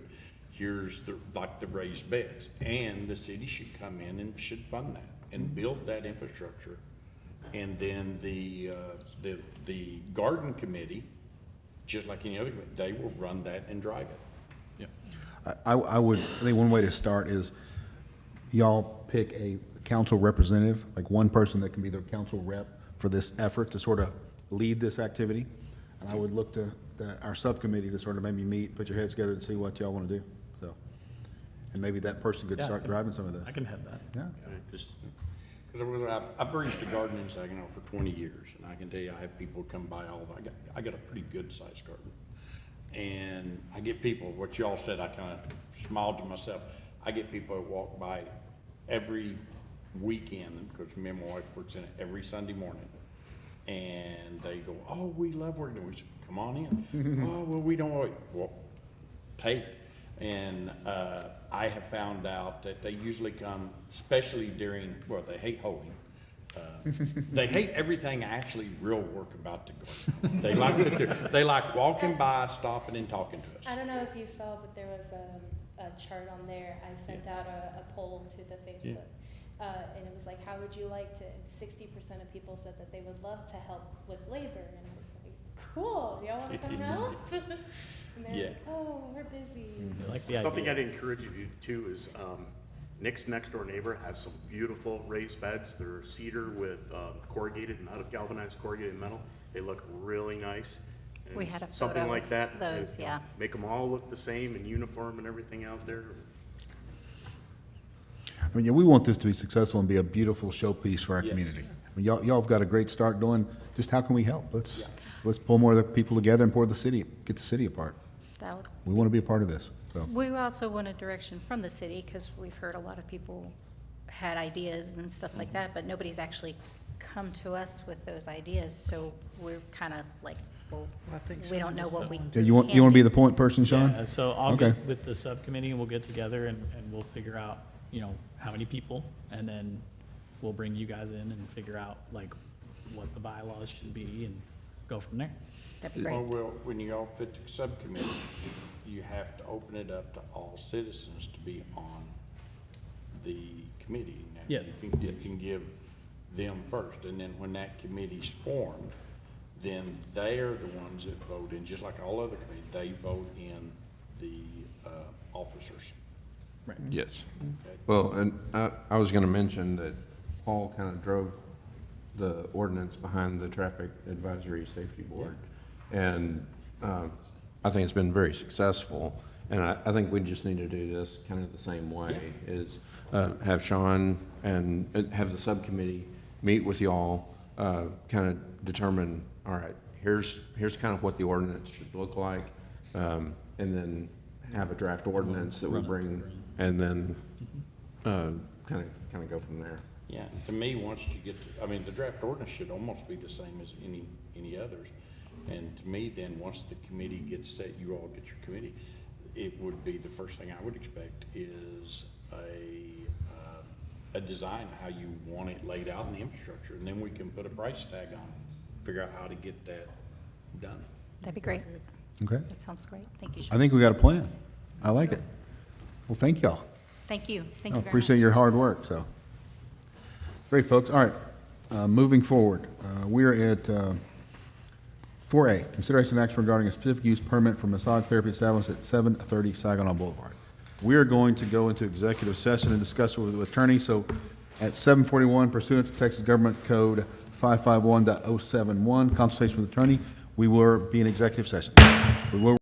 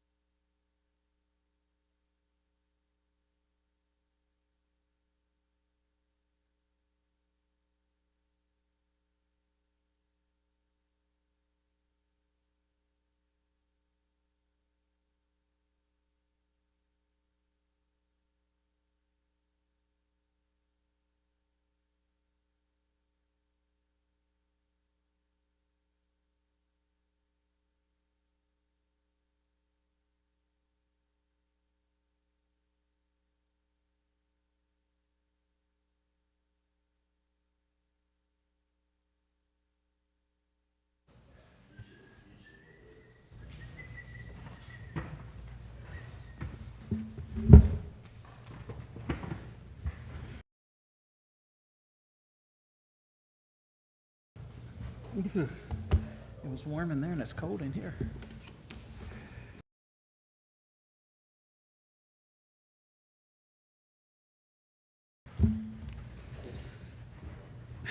You were fanning in there and now it's freezing in here.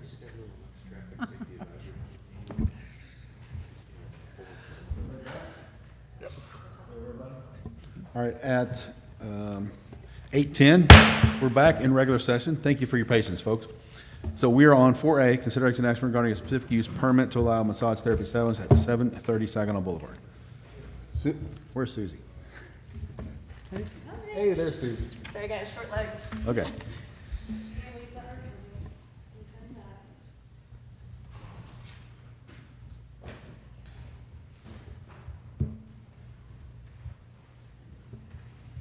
Say Susie and Louisa. Yes. So Lisa actually started this application from start, and so I'm going to have her have the opportunity to go before y'all. We are really trying to implement an educational perspective of learning at Public Works. So she will introduce the item, and then if y'all have any questions, I will be alongside her. We need those first pages. We need the first pages down this end.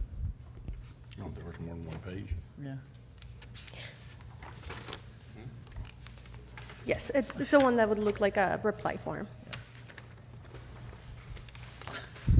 Thank you, sir. Okay. Got it now. Okay. Thank you. Perfect.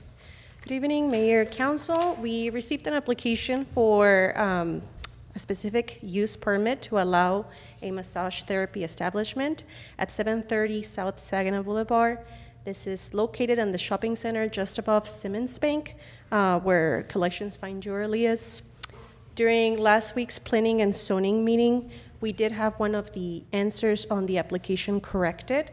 If you go to the one handout I gave you on page 5, you'll see the highlighted answer. The question is, in essence, if the benefits of the business provided would outweigh any potential harm to the city.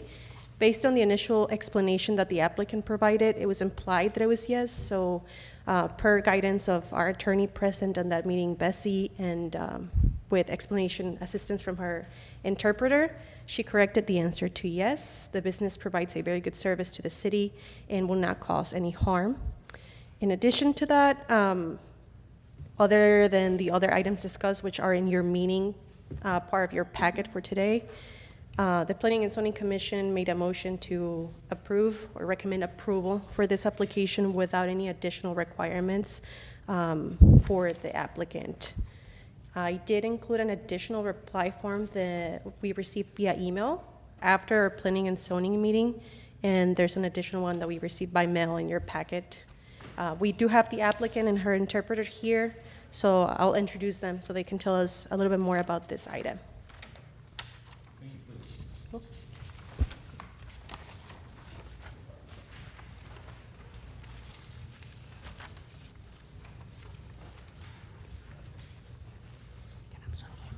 Hello, my name is Yu Xia Zhang. Welcome. Hello, my name is Jenny Tsai. I'm the interpreter, and she is the applicant. Thank you very much. Okay.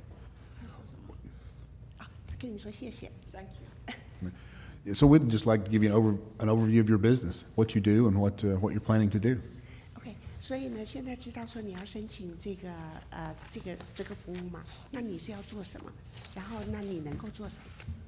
我就是做肩膀还有颈椎治疗型的按摩。 OK， I am the therapist and focusing on massaging the neck and the shoulder over here. Okay. And so, looking at the application, you will be open a certain number of hours, and how many employees will you have? 所以我看到你的申请表上面写的，你有写说你的工作的时间表嘛？然后呢，那你估计你会有几个员工？ 最初是2个吧，如果生意好会加1个。 Initially, I plan to have 2 minimum, and then if the business grows up, then I'll include more employees. Okay. I guess how many employees can you have, or how many customers can you have? Like how much beds or space or whatever you have for customers? OK，所以呢，你现在的设计是，就是说你估计有几个员工，然后你会有几个客人，然后你如何的设置那个床啊、房间，你怎么放？有2个单人的房间，有1个夫妻房。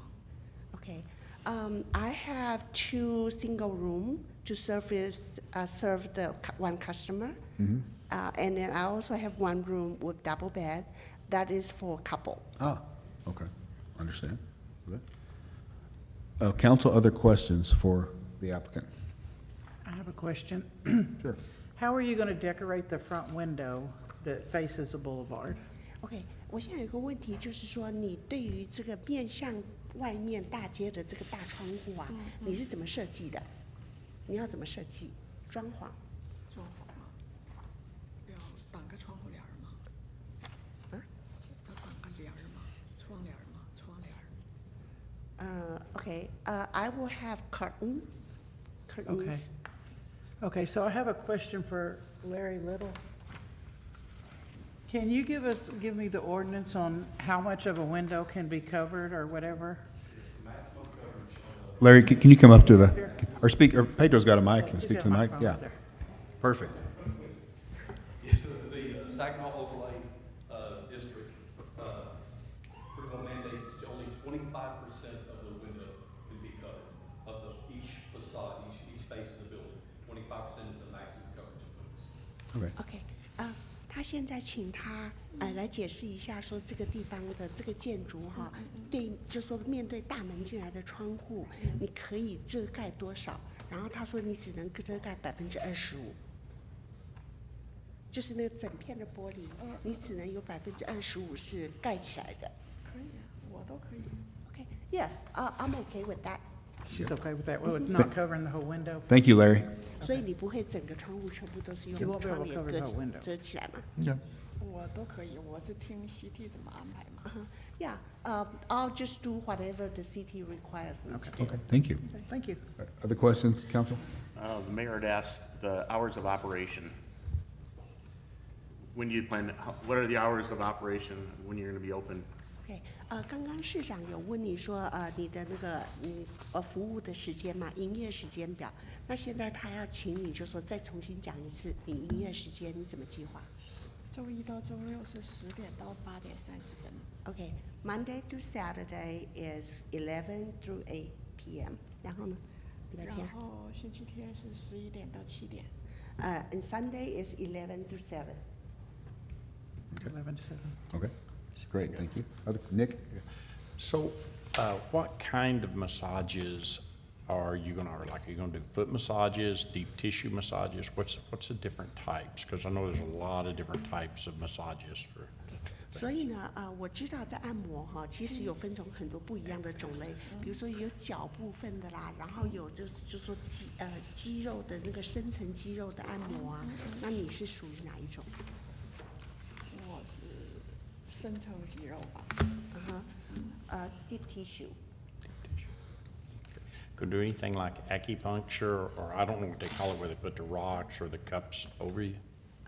你会做像针灸吗？针灸那方面的？那个不会。No. Okay, so, No acupuncture. okay, so what kind of health benefits is the type of massages you're going to do? 所以呢，这样子的话，对于健康、对医疗方面有什么帮助？就是缓解疼痛嘛。Okay, relaxing and also refreshing. Okay. Thank you. Other questions, council? Mary, go ahead. Could you give us some of your background and how many years of experience you have? Have you ever owned other massage therapy businesses? And one other question, when you do have customers, how will you handle the language barrier?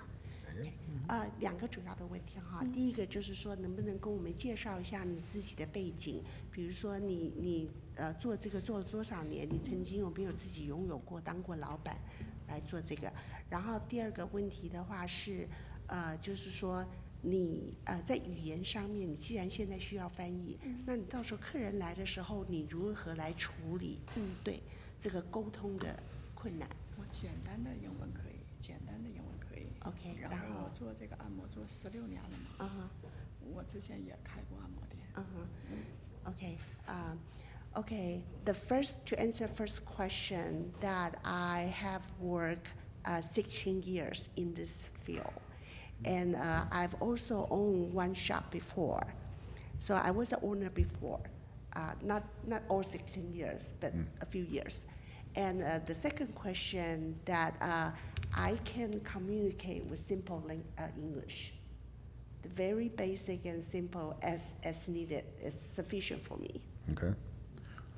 Okay. Other questions, folks? Any other questions, council? Okay. All right, well, thank you. Thank you very much. Yeah, Thank you. thank you. All right, I do have a request to speak. Mr. Aaron Tapa? Good evening. I appreciate the opportunity to speak. My name is Aaron Tapper. I am speaking for the approval of this massage establishment. Really, I just don't think it would really be a questionable use. It is a low-impact, low-traffic, quiet business. There is not a massage within 15 minutes of Saginaw without traffic, and I do think it would be a benefit to the community for the well-being and health. Yuxia is a licensed massage therapist. She is she has to comply with all the Texas licensing standards for a massage business. And I am the leasing agent and property manager for the property that she wants to open at. As far as signage or anything in the windows, that is ultimately something she would have to go through our approval. We would not do anything that would look bad for the center or be detrimental for the center itself. And I'd just like you to consider that. Okay. Thank you. Thank you, sir. Appreciate it. Lois and Susie, I have a reply form. Do I need to read that out loud? Yes. I thought that's what I was supposed to. Two. One in the packet for today's council meeting, and the one that I just gave you, you received it later. So I have the one right here. It's from Katie Pirtle, who's on Appaloosa. And she says she's opposed. She says, regarding the establishment of massage therapy located at 730 Saginaw Boulevard, I would respectfully decline their request to establish a massage therapy business. Thank you for the opportunity to respond to what establishment we want in our own backyard. So that's that one. And Where's the other one? yeah, I don't know if I have the other one pulled up. Y'all have it somewhere that you could, I don't have it pulled up on my, is it, it's not on this. It's where? Okay, up here.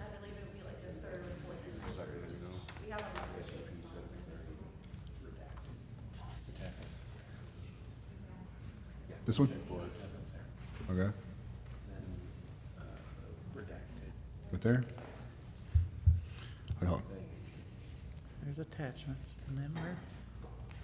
on. No, that's just the meeting. Do you have a copy of it? Huh? Do you have a copy of it? No, I received them after the planning and zoning meeting. Okay. It was part of my application, but it's on your packet. She essentially said that she doesn't want it in the packet. No, I see it. It's Charlotte? Yes, yeah. Okay, so I have one here, and I just need, and thank you for your patience, folks. I just need to read this out loud. So this is from Charlotte Hill. Address, she is on, I can't read. She's on South Hampshire. Hampshire, okay. She says she's opposed, and no reasoning, just filled out a form, said she's opposed, so, okay. Thank you. Thank you for your patience, folks, and I appreciate that. All right, any other questions, comments, council, on this? Any other information we are requiring on this? Okay. If not, I will entertain a motion. Oh, we didn't start public hearing. Okay, so at 8:24, we're in a public hearing. Do I need to close the public hearing now? Okay. Oh, and so we're in a public hearing. The floor is open. Anyone else who wishes to speak may speak. You didn't need to fill out a form. And I want to talk about how we do this because that's not very clear. In the past, each individual item has had public hearing on it, but so now we're going to group it as one section of public hearing. So I got to understand how to do these hearings. So thank you. Okay, so we're in a public hearing. Anybody else who wants to speak can. Any other questions, comments, council, anything else? Anything else legal we need to talk about? Bryn, we good? Okay, thank you. All right, so then at 8:25, we're going to close public hearing. Nobody else wants to speak. Now I'll entertain a motion. excuse me. Mayor, I make a motion that we approve the specific use permit to allow a massage therapy establishment at 730 South Saginaw Boulevard. Okay. Do we have a second to that? If not, I'll second it. So now please cast your votes.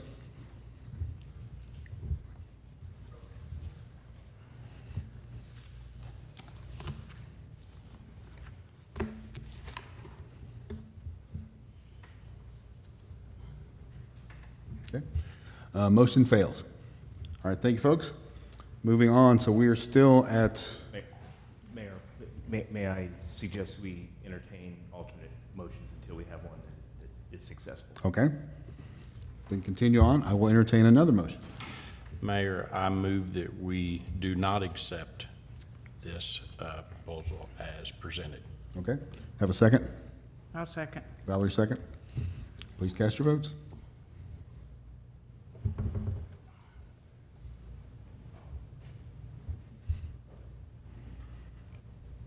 All right, motion passes. This specific SUP permit is denied.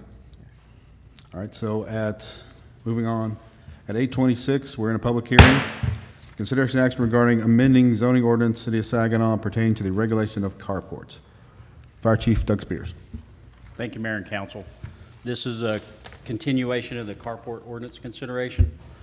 There's a proposed revision in front of you, revised ordinance that was adopted in October 2022 involving the carports. The amendment in front of, or the revision in front of you is to move the SUP requirement. There's been some general questions, general information and questions and responses circulated as late as this afternoon for you. Recently, or last week, P&Z voted to deny the ordinance revision. We have staff here to go over the discussion that P&Z had, if you would like. What seems to be the lingering considerations related to design criteria of the carports. Obviously, design criteria is subjective. I think Bryn provided y'all a good explanation of the difference between subjective and objective relating to ordinances and codes. So we have staff here to answer any questions, building officials here, and obviously they can, Louisa or Susie can mention what the P&Z considerations were. Okay. Why don't we hear from y'all about P&Z? Thank you, Susie. Mr. Mayor and Council, so we did have 3 in attendance for this item. 2 out of the 3 voted to not accept it as presented. They wanted more concrete language to feel a little bit more comfortable to remove the SUP aspect for it. Their concerns were overall that there wasn't enough language that defined protection to not have a variety of carports within the city. And so overall, I think that was the 2 majority sentiments.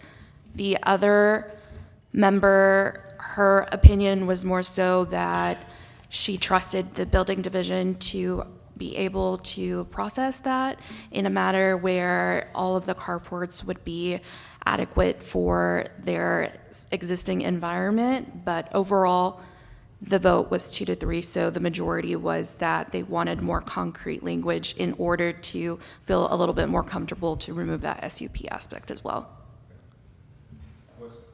Questions for Susie? I got it. Sure, Nick. So can you tell us exactly what the wording was that they wanted changed? And is that wording changed in the ordinances before us now? So they didn't specify anything specific. I know that they, and I'm sorry, I take that back. They did mention facade and roofing specifically when it comes to some of those, but apart from that, they didn't specify or offer specific solutions with that. It was more so just a general concept. I would have to defer to the fire department in regards to whether any resolution was adopted to the ordinance as of those conversations, but I'm not too sure. Yeah, the revised ordinance in front of you does not contain any changes from the P&Z meeting. It was the one that was circulated early on for comments for y'all and review for you. And was those comments that we gave back, were they incorporated into this? I think we'll only received comments from maybe you and Council Member Copeland, and they're relating to the shall on the design criteria. That has not been incorporated in there. Okay. That leads more to the subjective part of the ordinance, which would put staff in a tricky situation, quite frankly. It is so? predicted that most of the carports permits that are going to be submitted are just going to be flat metal carports. Had many conversations with Larry regarding that. That's what most of them are going to be. I think that's a real consideration. If everybody's fine with that, I think that's the route that you go. But that's what we're thinking most of the carports will be. There's probably 300 or so in town now, and the vast majority of them are flat metal carports. I hope they have a little bit of grade so the water goes down. Yeah. Mr. Mayor, I think one of the things that they did mention was in regards to the metal. They were scared that it would only be metal and they wouldn't quite nicely match the actual facade of the house. So I think in regards to the list, they wanted to remove or potentially specify what compatible in both design and materials was a little bit in regards to that. But they didn't specify completely. So I watched the P and Z, and I agree with the P and Z. And of course, I agree with them because I'm the one that also, before that, even recommended the change. Second thing, during the P and Z, there was things brought up that citizens are having to hire designers, people to draw these out in CAD, and they're having to pay extra money for their, what do you call them, their contractors to actually come here and present it, things like that. That was never in the SOP. That was never meant to be in the SOP. And if we're going, I don't know how that got to where we're making our citizens jump through so many hoops and pay extra money for these people to come here and present. I know personally, me on council, they can draw it out on a piece of paper with dimensions, things what they want. You know, we want it this way with this design. I'm perfectly happy with that. Okay, so I have no idea how we went from perfectly happy with them hand drawing it out and them building it themselves to they have to hire a professional contract company and dang near almost have an architect to get a carport through an SUP. There's nothing in the ordinance that says they have to do that. If Right. I'm not sure I what you're agree. speaking to, but I absolutely wouldn't know agree with that. you. But that's not what our citizens are telling us. And that's not what was presented at the P and Z. They actually talked about that, about how they were having to get, contractors to come here and pay them extra money to come in here after hours to present this to council and things, so. The only way to verify that's through staff. Yeah. Yes, So- Mr. Mayor, I'm sorry, I'm gonna just answer the portion when P and Z actually did want to keep it as an SUP per those conversations that they had last Tuesday. But I'm not sure if that was only strictly because the language wasn't sufficiently detailed currently to their standards, or if that's how they would overall feel. I would point out we only had 3 members, so it wasn't a full quorum. So once we get new members and all of the rest members, they may have a totally different interpretation or perspective. I'm not too sure, so I can't speak on that behalf. But I think the other, you can answer that, or was someone going to And speak? just for clarification, staff is neutral on this. We don't have an opinion either way. We're looking for guidance as to what to do. So here's my concern is, not all of Saginaw is the same, okay? You got some Saginaw which a flat roof, metal roof is perfectly fine. You got other neighborhoods which are, if you go in and you just put a metal flat roof up there, it's not gonna look good and it's gonna hurt the aesthetics of the neighborhood. So That's why we put that in there, is so, and I know that it's a little bit projected, but I can tell you, and I know other council members do this, when we get one of these, first thing we do is we either bring it up on Google Maps, we look at the house, and then we just look around the street that it's on, or 90% of the time, I just drive there. Literally, it takes me, I don't know, one side Saginaw, it'll take me 15 minutes to get there. I drive down the street, I look at what are there any other carports, and I look at the house. If it's a gable house, again, okay, then I go back and I look at their design. Is it blending into the house? I don't see that as so projective, so subjective. I mean, to me, I can look at it in a matter of a minute, I can determine, is this going to blend in or is it gonna stick out like a sore thumb? Is it wood, metal, is it gable, is it flat? Does it I have? have a suggestion, and, you know, maybe Bryn and you both can kind of see if this will fit, but I know, like, for insurance purposes, when I got insurance, they asked me how much of my house was brick and how much was siding. Could we put something in here that says that if it's over 80% brick, that we need to then have an SUP process for that, so that it comes before council, we can make sure that council can decide if it's aesthetically pleasing? But if it's less than 80%, then if they want to do just a flat roof and it's to building code, then it's fine. You could do that. I don't know about the, I'll let staff weigh in on whether they're able to determine what percentage of an existing home is brick. But if that's fairly simple to do, then yes, I don't see any legal impediment to that. Or we've got Larry up here, so can we have Larry answer a question real quick? No. Yeah, I mean, I'm with Brent. Brent gave a good definition of subjective. My problem is with this is I think it's, first of all, let's go back to the design. We've never told somebody they have to have a designer. I think where you're misunderstanding watching that P&Z meeting, I wasn't there, but I did go back and watch it multiple times. What they're saying is they're hiring a contractor to come and represent them because they're not coming by themselves. We're not telling them to do that. That's their choice to do that. A homeowner can come up and represent that all day long. And I think some of them have. SUPs do require site plans, but as far as that, they can draw them themselves. I've got a lot of hand drawings. But again, it is the extra charge that a lot of these contractors are charging, because in a lot of other cities, they're not having to do that. So they're adding an extra cost because they're having to travel, they're having to, take time away from their home.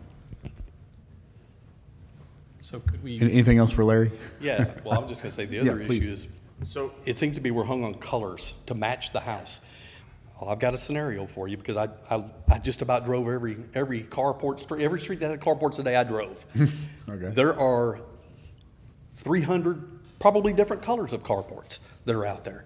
Not all of them are white. Some of them are white, some of them are brown, some of them are tan. But if we put this kind of stipulation that it has to match part of the house, are you going to ask me to go write a ticket and enforce that when they don't? Because that's what's going to happen. Because if we write that into the ordinance, that's an enforceable. So you see houses change colors, roofs change. What part do you want us to match? That's the subject. I don't want to get into that. That shouldn't be what we do. I'm looking at the design to see if it matches the code, see if it meets the wind speed criteria. If it does, then that's a carport.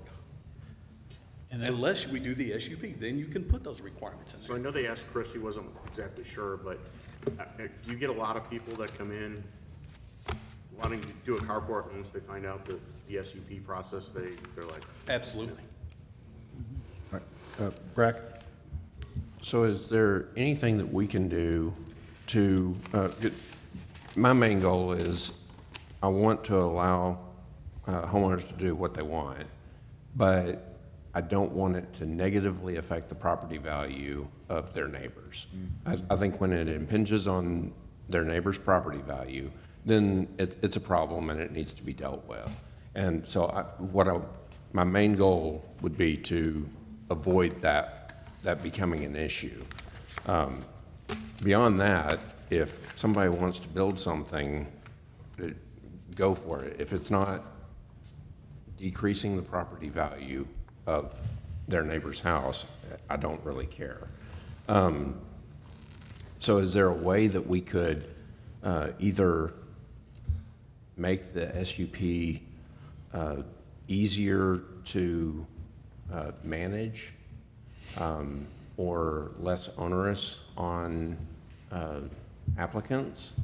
Or so should this problem even be solved by eliminating the SUP, or should we just deal with the language of the SUP and make sure that homeowners understand this is just to make sure that what you're doing is not negatively affecting your neighbors?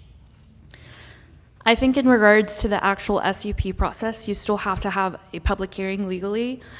So they would still have to come to the P&Z and to the city council meetings in regards to that. I think just in regards to the latter, then they're still going to have to pay some sort of fee to compensate for the notice. Right now, the fee is not sufficient to pay for everything that we're paying for the SUP process. That includes engineering, because we have to get access to their GIS system for the 200-foot notice, because legally we have to notice anybody within 200 foot of that parameter, as well as sending it to the newspaper. The newspaper publishing alone probably costs $400. The SUP permit is $375, sorry. So there's that discrepancy from the get-go, but do you have anything to add on any other? Sid, it's your turn now. We're tag teaming. No, that's great. So then my question would be, to your point, would it be sufficient if we just had it on the application, a question that, check a box where, do you believe that it's 80% brick? And if they say yes, then it automatically kicks it to the SUP process. And that way we have a little bit more. Well, they don't usually put brick. I'm going to push back a little bit on that, because if you're up in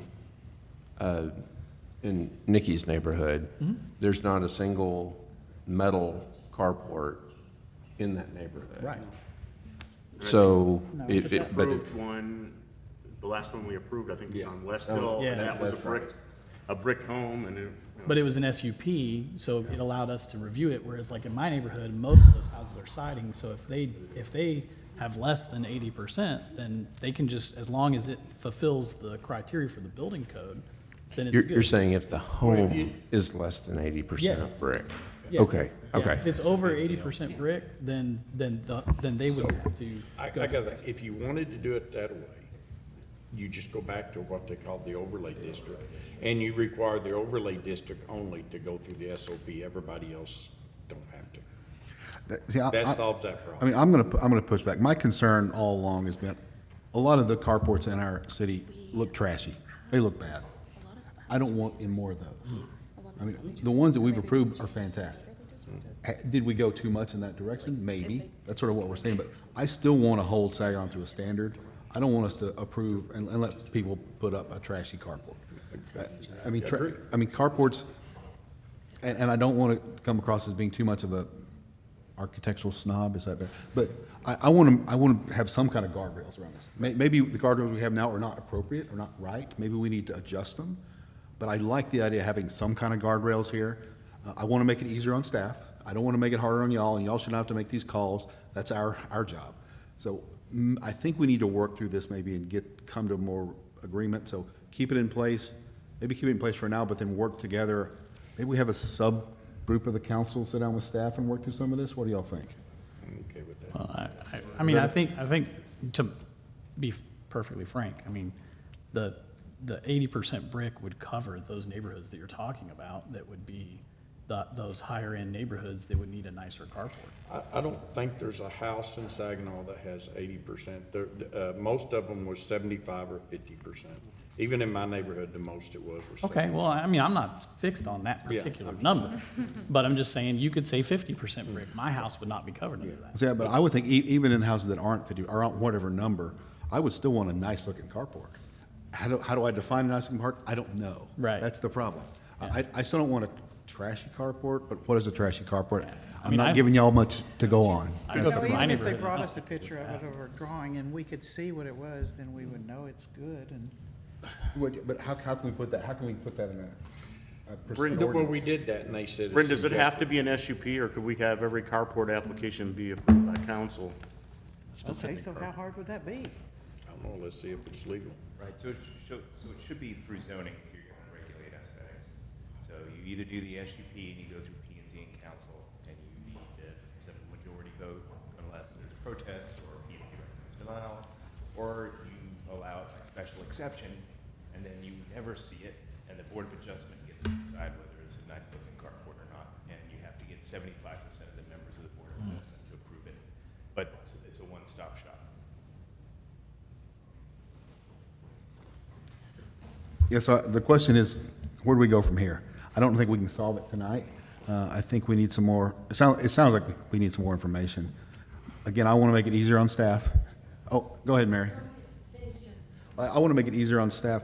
It's sounding like we need a little more work on this, and maybe we can take the existing one and tweak it a little more and work with staff to get something that council would be happy with. And that's why I'm thinking maybe a subcommittee of council can sit down with staff. But Mary, go ahead and what were your thoughts? Number one, we have to understand that to approve this as is, we need 6 yes votes. To overturn. To overturn, right, overturn. So P&Z. that's one thing, right, Bren? And I think Susie did a great job of describing, because I did watch the P&Z meeting afterwards, you know, online, describing what P&Z was trying to accomplish. And I think you're right. They didn't particularly want to have to keep the SUP, but they did not feel like there was strong enough wording in there to ensure that these carports were going to fit whatever neighborhood they were in and fit the look of the home. So they felt forced, I believe, into not accepting this for that very reason. But they didn't like the idea of having our residents have to jump through hoops, pay that extra money for the SUP. And I think all of us here agree with that. We wish we could accomplish this without having to make them have an SUP. So what I'm looking for, and I also, this paragraph under Part D, Section D, and then F, that's going to be deleted. That whole Section F would be deleted if we accepted this as it's being presented to us. That second sentence, I think, is what caused some problems with this SUP. The second sentence says, the first sentence, construction must be compatible in both design and primary structure, and shall meet the requirements of as adopted by the city. That sounds good. This part, I think, caused a problem. However, the city council may modify construction, design, and material requirements when reviewing a specific use permit application, and may impose different conditions for construction, design, and materials in approving any specific use permit. That gave the city council the ability to just anything goes. And I think the 3 or 4 that we did approve, that's kind of what we did. We just kind of let them do whatever they wanted to. So I do think we have to have specific wording, and I have tried to come up with that wording. But if we took away the first paragraph where we encourage you to do this in this new, what we're asked to approve, and we kept this sentence, construction must be compatible, et cetera, do the building officials think that that sentence,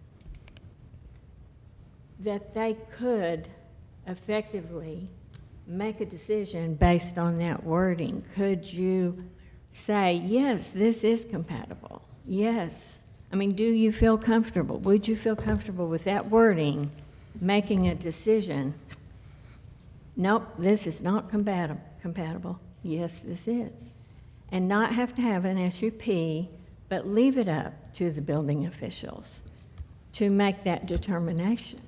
One of the P&Z members felt very comfortable leaving that decision-making process up to our building officials. But the question is, do you feel if that sentence were still there and not that encouraging sentence, let's get rid of, let's encourage you. Let's just say it must be compatible. Do you feel that, would you feel comfortable in making those decisions based on that wording? It says design and materials is what it says. And then we wouldn't have to, It does. design and materials, and then you wouldn't have to have an SUP. Yeah, that's good. Design and But she's materials talking about F. compatible with the existing building. And And I- following all the other building requirements. Mr. Mayor, just to reword that, F is still on there. It still says construction is encouraged to be compatible in both design and Encouraged. materials. Yeah, that Um, encouraged is what causes a problem. Gotcha, But down here on must be compatible. gotcha. Just wanted to verify. If you can feel comfortable making that decision, we don't need an SUP. And we leave it up to you to make that decision correctly. I would ask, personally, I would ask all of you, what is your compatible? If I ask you what is compatible with that house, can you give me the same answer that you give me, that you give me, that you give me? Then you're asking me to do something. There's no way all of y'all are gonna agree with what I do. I don't think that's the way to do that. And So I'm let's say that- saying, Let's say that you're not, that you say something and the citizen goes, well, I think this is compatible. They can still, there's a clause in there, I read it, that allows them still to go through the SUP. So you wanna Right. take that? No, I don't think Is that's it? accurate. I thought there was. No, not that I'm. And So could Larry- we have that? So let's say that say I want to get one, okay? I've got a gable on the front of mine, so a flat roof wouldn't look good, okay? I come in there, I want to build it just out of steel with R6 decking on the top. You come in, you go, nope, that's not compatible, Nick. And I go, well, I think it is. Can we have it where then they can go through the SUP process? They'd have to pay to do that, but they could. I just worry that a standard like that is unconstitutionally vague in the first place. It's a criminal ordinance, and the answer to whether or not they're compliant with the law can't be only in Larry's head. You know, it's just purely subjective. So you want to do the SUP process in general, and then just have it presented, and then you can decide whether it's aesthetically pleasing or not, whether you believe it's consistent. But you want to just look at it and say, you want to stay away from whether it's consistent or not, because that's highly subjective. You just if you want to dictate aesthetics, it should be by SUP period. So can we then modify this? Well, then I would request that we actually put a big blinking red note in the SUP stating that our citizens do not have to hire a contractor, and they can build their carport if they choose on their own. Yeah, And they do not have to bring, have to have architecture drawings and things like that. Then we'll put that in the SUP so that when citizen looks at it, they'll say, oh, I can do this. I think better than that, they're usually going to contact staff's going to be their first thing, and that's something they would reiterate to them. And I can guarantee you, no staff has told them to bring your builder or get a designer to do it. They're not going to read this SUP before they talk to staff, and that's information staff could give them. You know, and very cordially, the staff could say, you know, as long as it looks good or adheres to your house so it looks good, then I think it'll be okay. That's what the plan But then process is. Yeah, Yeah, we're forcing Larry to make that call, which is not fair to him. Yeah. Well, if we had a cheat sheet or a FAQ to, here's what you need to do if you're gonna do a carport, you know, with the SUP, so that they know up front, and somebody from staff doesn't forget to tell them something, whatever, it's a piece of paper, it says, this is the process and this is what you need to do. Yeah, I think there can certainly be some information posted and readily available on the website that tells you if you want to build a carport, this is kind of the process and some information about it, but not incorporating in the SUP that, in the ordinance itself. I don't think that's. Yeah, I don't know if we can But we so- could certainly create some information. Yeah, I don't know if we can solve that tonight. I still think we might need to put a little subcommittee together to dig into this a little deeper. Bryn, can we table this? Well, I was gonna say, if we're gonna create a subcommittee, I wanna be on that. Oh, absolutely. Go for it.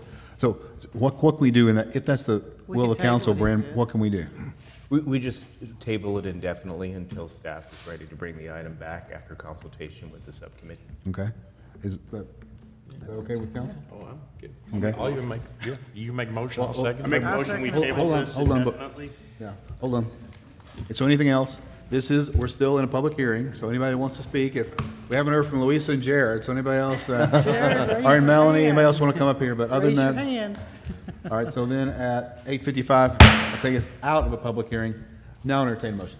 Mayor, I make a motion, we table this indefinitely until we have further discussion I on the second. subcommittee. Okay? You beat me. It's okay. I want to build a carport too. Oh, well then, on the other hand. All right, motion passes. So this is tabled. Thank you. Good discussion, folks. We want to make it easy for staff. We do not want to make it hard for y'all. So that is our decisions to come to us. Y'all should be able to do your jobs. Okay. But thank you, folks. Thank you for discussing. If you want to be on this committee, I know Sean does. I will. Nick, Sean, Nick, Paul? We only have three. Do we want to put Mary on there? I hate to leave Mary out, but, I'll let Mary go. I'll so back out. Nick, Sean, Mary. Nick, Sean, and Mary. Nick, Sean, Mary, okay, great. Thank you, folks. All right, moving on. 5A, consideration action regarding an ordinance that provides an exemption to the prohibition on the sale or construction of alcoholic beverages or consumption of alcoholic beverages on city property for properly permitted special events. Mayor Pro Tem Paul Flake. Mayor, council, there's been a bunch of discussion over the last couple of years about loosening up our guidelines for the restrictions of alcohol. Talked to Vicki Weldon. She's had several food truck vendors that actually do craft beer, wines, and things like that. I talked to Whitney from the Community Link. She's had some requests from some vendors that do like craft syrups and specialty cocktail mixes.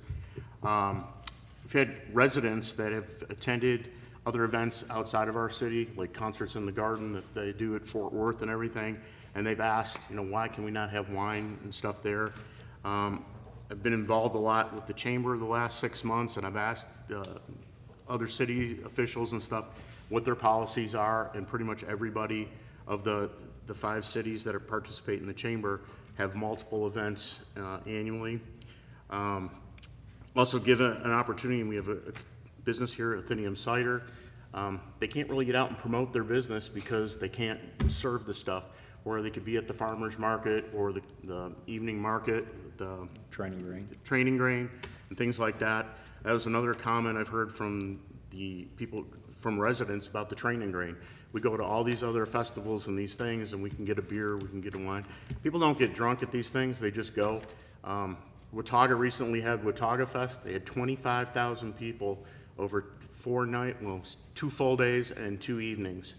They didn't have one incident where they had a problem, and was actually a fundraiser for somebody that provides school supplies and helps out with school children.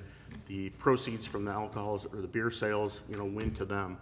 I participated this year with the Fort Worth Art Festival, serving beer as a fundraiser for CHRT. We made $720 in 4 or 5 hours. It was a Saturday night, and I did not observe one intoxicated person. So we went to the Yardley ribbon cutting. They had what's called the Bubble Bus. It's an old Volkswagen bus that's been converted. They do different things. You can order different packages. They were giving this out to everybody that was there, and I don't think anybody had more than 2 drinks. So I don't see it as a huge problem. To start this, I would encourage we start out with the Switchyard Food Truck Park, the Training Green, concert evening markets in the park, and then the multi-purpose center that we'll have at the library and senior center, so we can host some chamber events and other city functions, the farmers market, and then eventually private events, but require somebody who rents a pavilion that they have to contract with a TABC licensed vendor, and no alcohol would be able to be brought in by a private individual. When I spoke to the people at the Bubble Bus, they're fully TABC licensed. All they need is a permission slip from the city. They pull the permits, and you don't have to do anything else. All the liability is on them because they're the ones that are serving it. Had some ideas here for police department, and I talked to the assistant chief a little bit about it tonight. Basically, my ideas were no PD required for normal switchyard operations, PD present at farmers market, concerts in the park, and the evening markets, which I think we should have anyway. And then 1 off-duty PD officer per 100 or less people for a special event at the multipurpose center or switchyard, paid for by the hosting party. And then I had 1 off-duty officer per 100 or less for the private pavilion rentals. And I thought for every 100 we would need somebody, but after talking to the assistant chief, he felt that it would be 1 for every 500 people. So that was kind of the ideas of this. I know there's been a lot of discussion over the last couple of years about this, so this is kind of the starting point. Council comments, questions? Well, I do have one question. So are all these gonna be like, when daycares aren't gonna be open, because there's a daycare right by the park, Mark, and then, of course, you know, my little daycare's right there on the boulevard and stuff, and so, and if we don't allow, what's the limit of alcohol from a school, Larry? What's the limit that a business can sell alcohol or whatever by a school or a church or something? 500 feet or something? It's what? 1,000 feet. Yeah, they're two different standards, and it's totally arbitrary, so I'd have to look specifically, but there's one that's a 1,000-foot setback from door to door, and then there's a 300-foot setback from a property line to property line, depending on whether it's a daycare or a school or a hospital, et cetera. And that's something we can do. That's my concern. We're gonna have to, we're gonna have to come up with rules and regulations, and we can have operating hours, from starting at 5 or 6 o'clock in the evening or something on the weekdays or something. And then are citizens just gonna start walking around with the beer in the park? No, I mean, we would have to have the rules, because some of them, they restrict the area that you have to be in, and then other ones, some of them will actually sell bottled beer or whatever for people to take home, and then, that they can't open it. Okay. Like the daiquiri strands in Louisiana where they take the straw. Yeah, and they're, I mean, you right up, there's, a lot of them have, no glass in the park, so it'd have to be like either a cup. A lot of them have no, what you call no open containers, so they have to have it either in a, what do you call that, koozie or a cup. There was comments made as well too, that the stuff is happening now when we have these concerts and stuff, Yeah. people are concealing it, so this way we can regulate it. Yeah, Chief Ragsdale and I discussed it, and, we'll support whatever the council wishes. If you do approve an ordinance to allow it in the park, we do want it to be very concise and clear. We would want to stay away from a phrase of you can consume alcoholic beverages the day of a city event, because that could mean they could start in the morning and end in the evening. And we wouldn't recommend that, so it needs to be clear and concise, and we would like to take part when, So during During the the actual city specific event. permitted event, yeah. Yes, sir. Yeah. Okay, that We makes have a no lot of sense. issues with it if that's something you approve. Okay. So No. like if they go to Training Green, they can drink there from 10 to 4, basically? Whatever yes, we would like to have it be clear and concise and not just the day of the event, all day at the park. Makes sense, yeah. Council, other questions? So if we end up making a decision on this, does that now open it up immediately tomorrow? Somebody could try to We host still an event? we still have to write an ordinance or amend our We have ordinance. to write an ordinance, and we've got to come up with rules and stuff in order to do the ordinance. They'll be very specific times and stuff. Yeah, I would think we could look at other cities that's doing this, and 90% of it they've already got covered. I know there's a lot of people that drink and stuff and events and stuff. I just worry about kids and seniors, so that's what You're not gonna let the seniors drink, Valerie? Come on. That's what keeps them young. I said they need to have a beer. They've earned it. All right, so I think we're in agreement that, just to understand what we're talking about, I guess. This is just a starting point to make an ordinance created for special events, especially permanent events, to put this together. This is just to say, we're authorizing staff, or the item is to authorize staff to go forward and start creating this and bring it back to us. That's sort of how we're phrasing this. Is that a fair way? Am I saying it correctly? Am I phrasing it correctly? And Paul, that's right? Yeah. This is just a starting point. So the item, the action we would approve, consider would be to authorize staff to go out, create this, work with whomever they need to make this ordinance. I think what Paul had written is a great start, too. But I was just confused because there's an attachment that Right. has an ordinance that's Yeah, written out. Mayor and council, we have a draft ordinance, so if what I'm hearing is we'd like to refine it, then maybe I'd defer to the city attorney, just take no action, or Right, but I mean, I think it would be helpful to have, I mean, I don't know that we need a full subcommittee, but I think it would be helpful to have some feedback. Some feedback. So we're not just sort of drafting in a vacuum. So I think hours of operation is what I heard. I think we need to define specific events. There was mention of private parties. I think maybe we start out with just city events or city-sponsored, which would cover the chamber. I like the idea of the properly permitted events. I Yeah. think that's a great way to start. And I think it would be helpful to have Right. the information that Paul had, because I asked some of those questions, but then I didn't get anything. from- This is something I typed up yesterday. Right, so having that, I might have more. The assistant chief mentioned we have a special permit process in place for, I think it pertains to like community or like street closures or. Special event permit? Yeah, so maybe we follow a similar procedure, and I don't know if that's an attachment to the ordinance or something like that, or.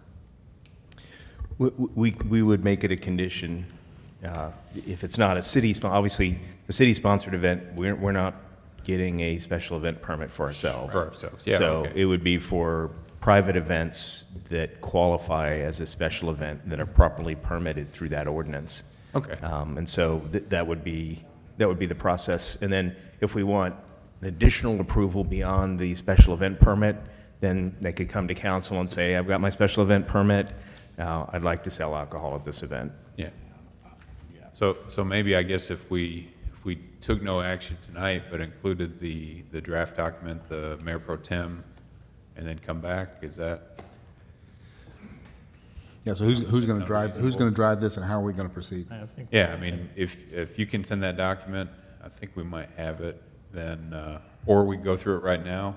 You want to go through that, just to I find? mean, what Yeah. I sent you, I mean, I just read it off, so. Okay.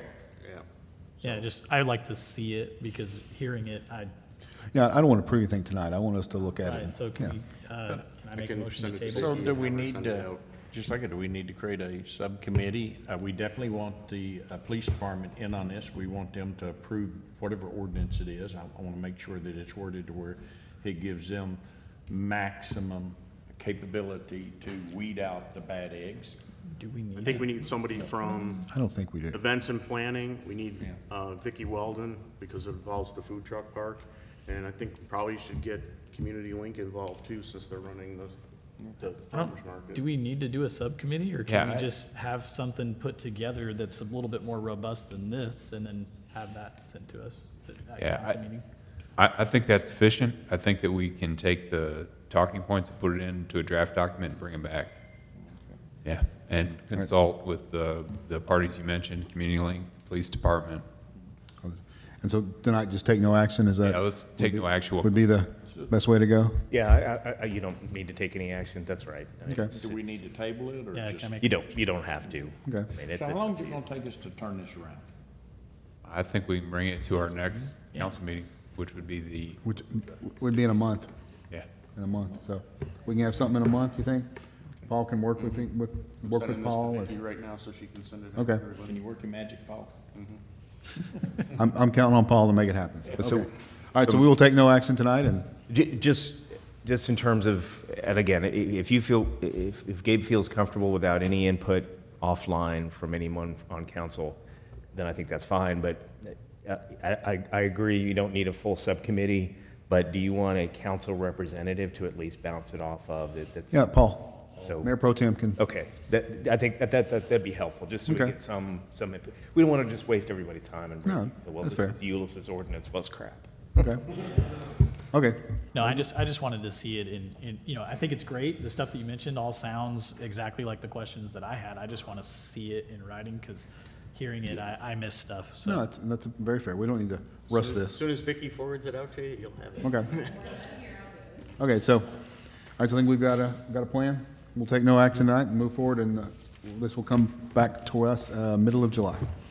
Okay, so now at 9:10, pursuant to Texas Government Code 551.071, consultation with attorney, and Texas Government Code 551.087, Texas deliberation regarding economic development negotiations. We are in executive session at 9:10. We will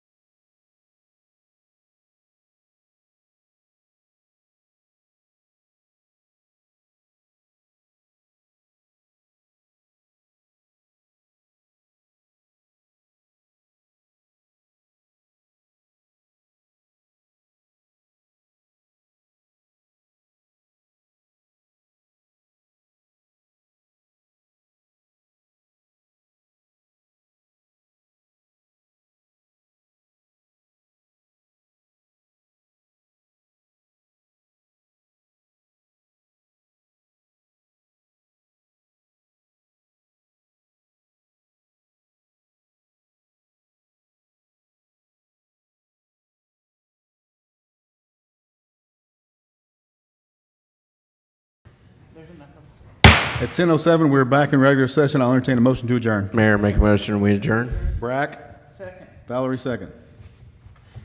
Gotta be quick. Please cast your votes. Motion passes at 10:07. We are adjourned. Thank y'all. Please turn off.